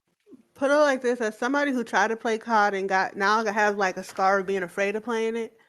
I enjoy X Defiant so much that it makes me want to segue and try COD again after I get the swing and hang of things with X Defiant. But it has all the aspects where it's very much like you're in there challenging and as somebody who hasn't really got my feet in the ground with COD, I really enjoy X Defiant. It's still challenging, but it gives me like hope that I'm learning something. As we speak, I'm gonna download X Defiant right now and give it a try. Yeah, you know my stance on it. I think it feels like the gunplay to me feels like COD. Um, it does have the characters do have abilities, but the abilities are more tech based, not actually like powers based. So take that with a grain of salt, I guess. But uh, and the movement is not as smooth as COD as far as like running. The running is a little bit slower.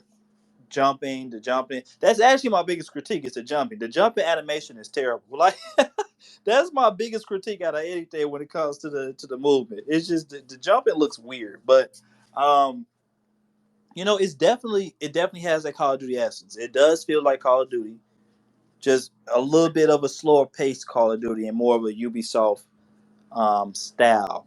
Like it screams live service though as well. Well, it is a live service game, free to play live service game, but does it have like a battle royale mode or is it just straight PvP? What?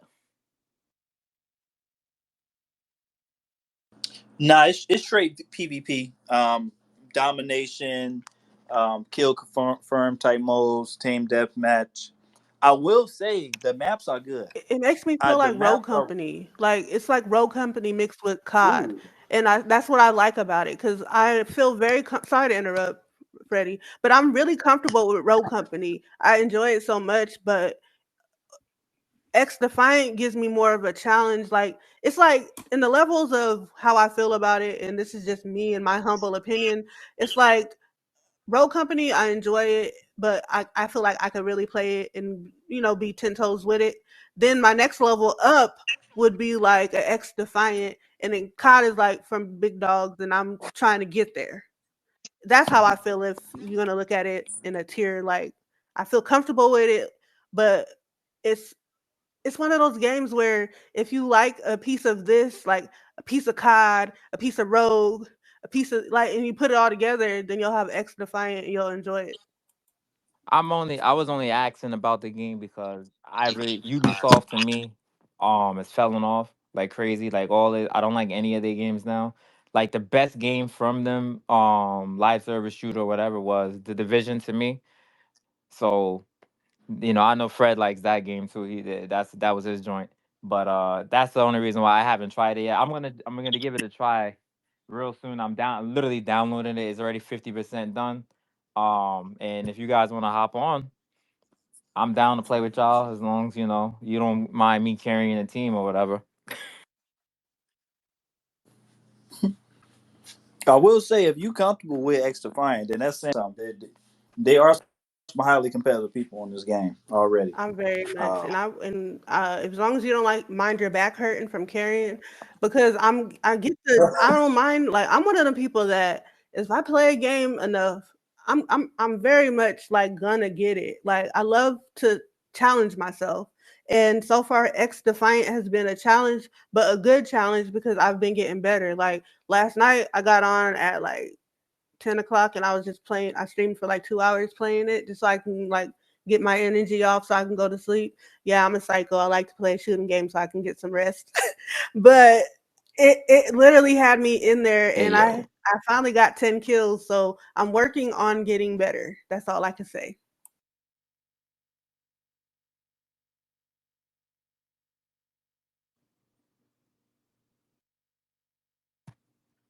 my bad, y'all.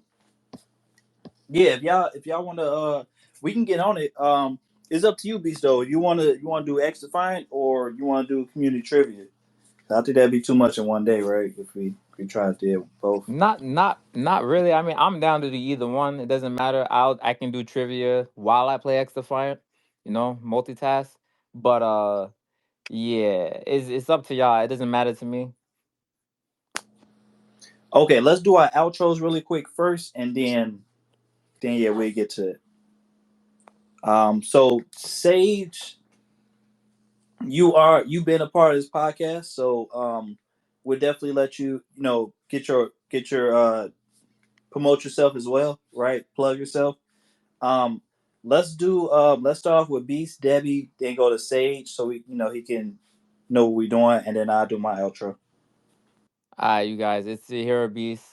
Once again, you guys can always catch me on Twitter, You Hero Beast. Same name on YouTube, same name on TikTok, same name on Instagram, where I do a lot of content creation, live streams, etc. I'm gonna start doing um these challenges where once we get more popular than where we are right now, where you guys could actually pick the game that I play and I have to live stream it. So eventually that's gonna get to that point. But yeah, you guys can catch me on there. And once again, I always appreciate Fred having me on a gameplay community podcast. And yeah, that's it.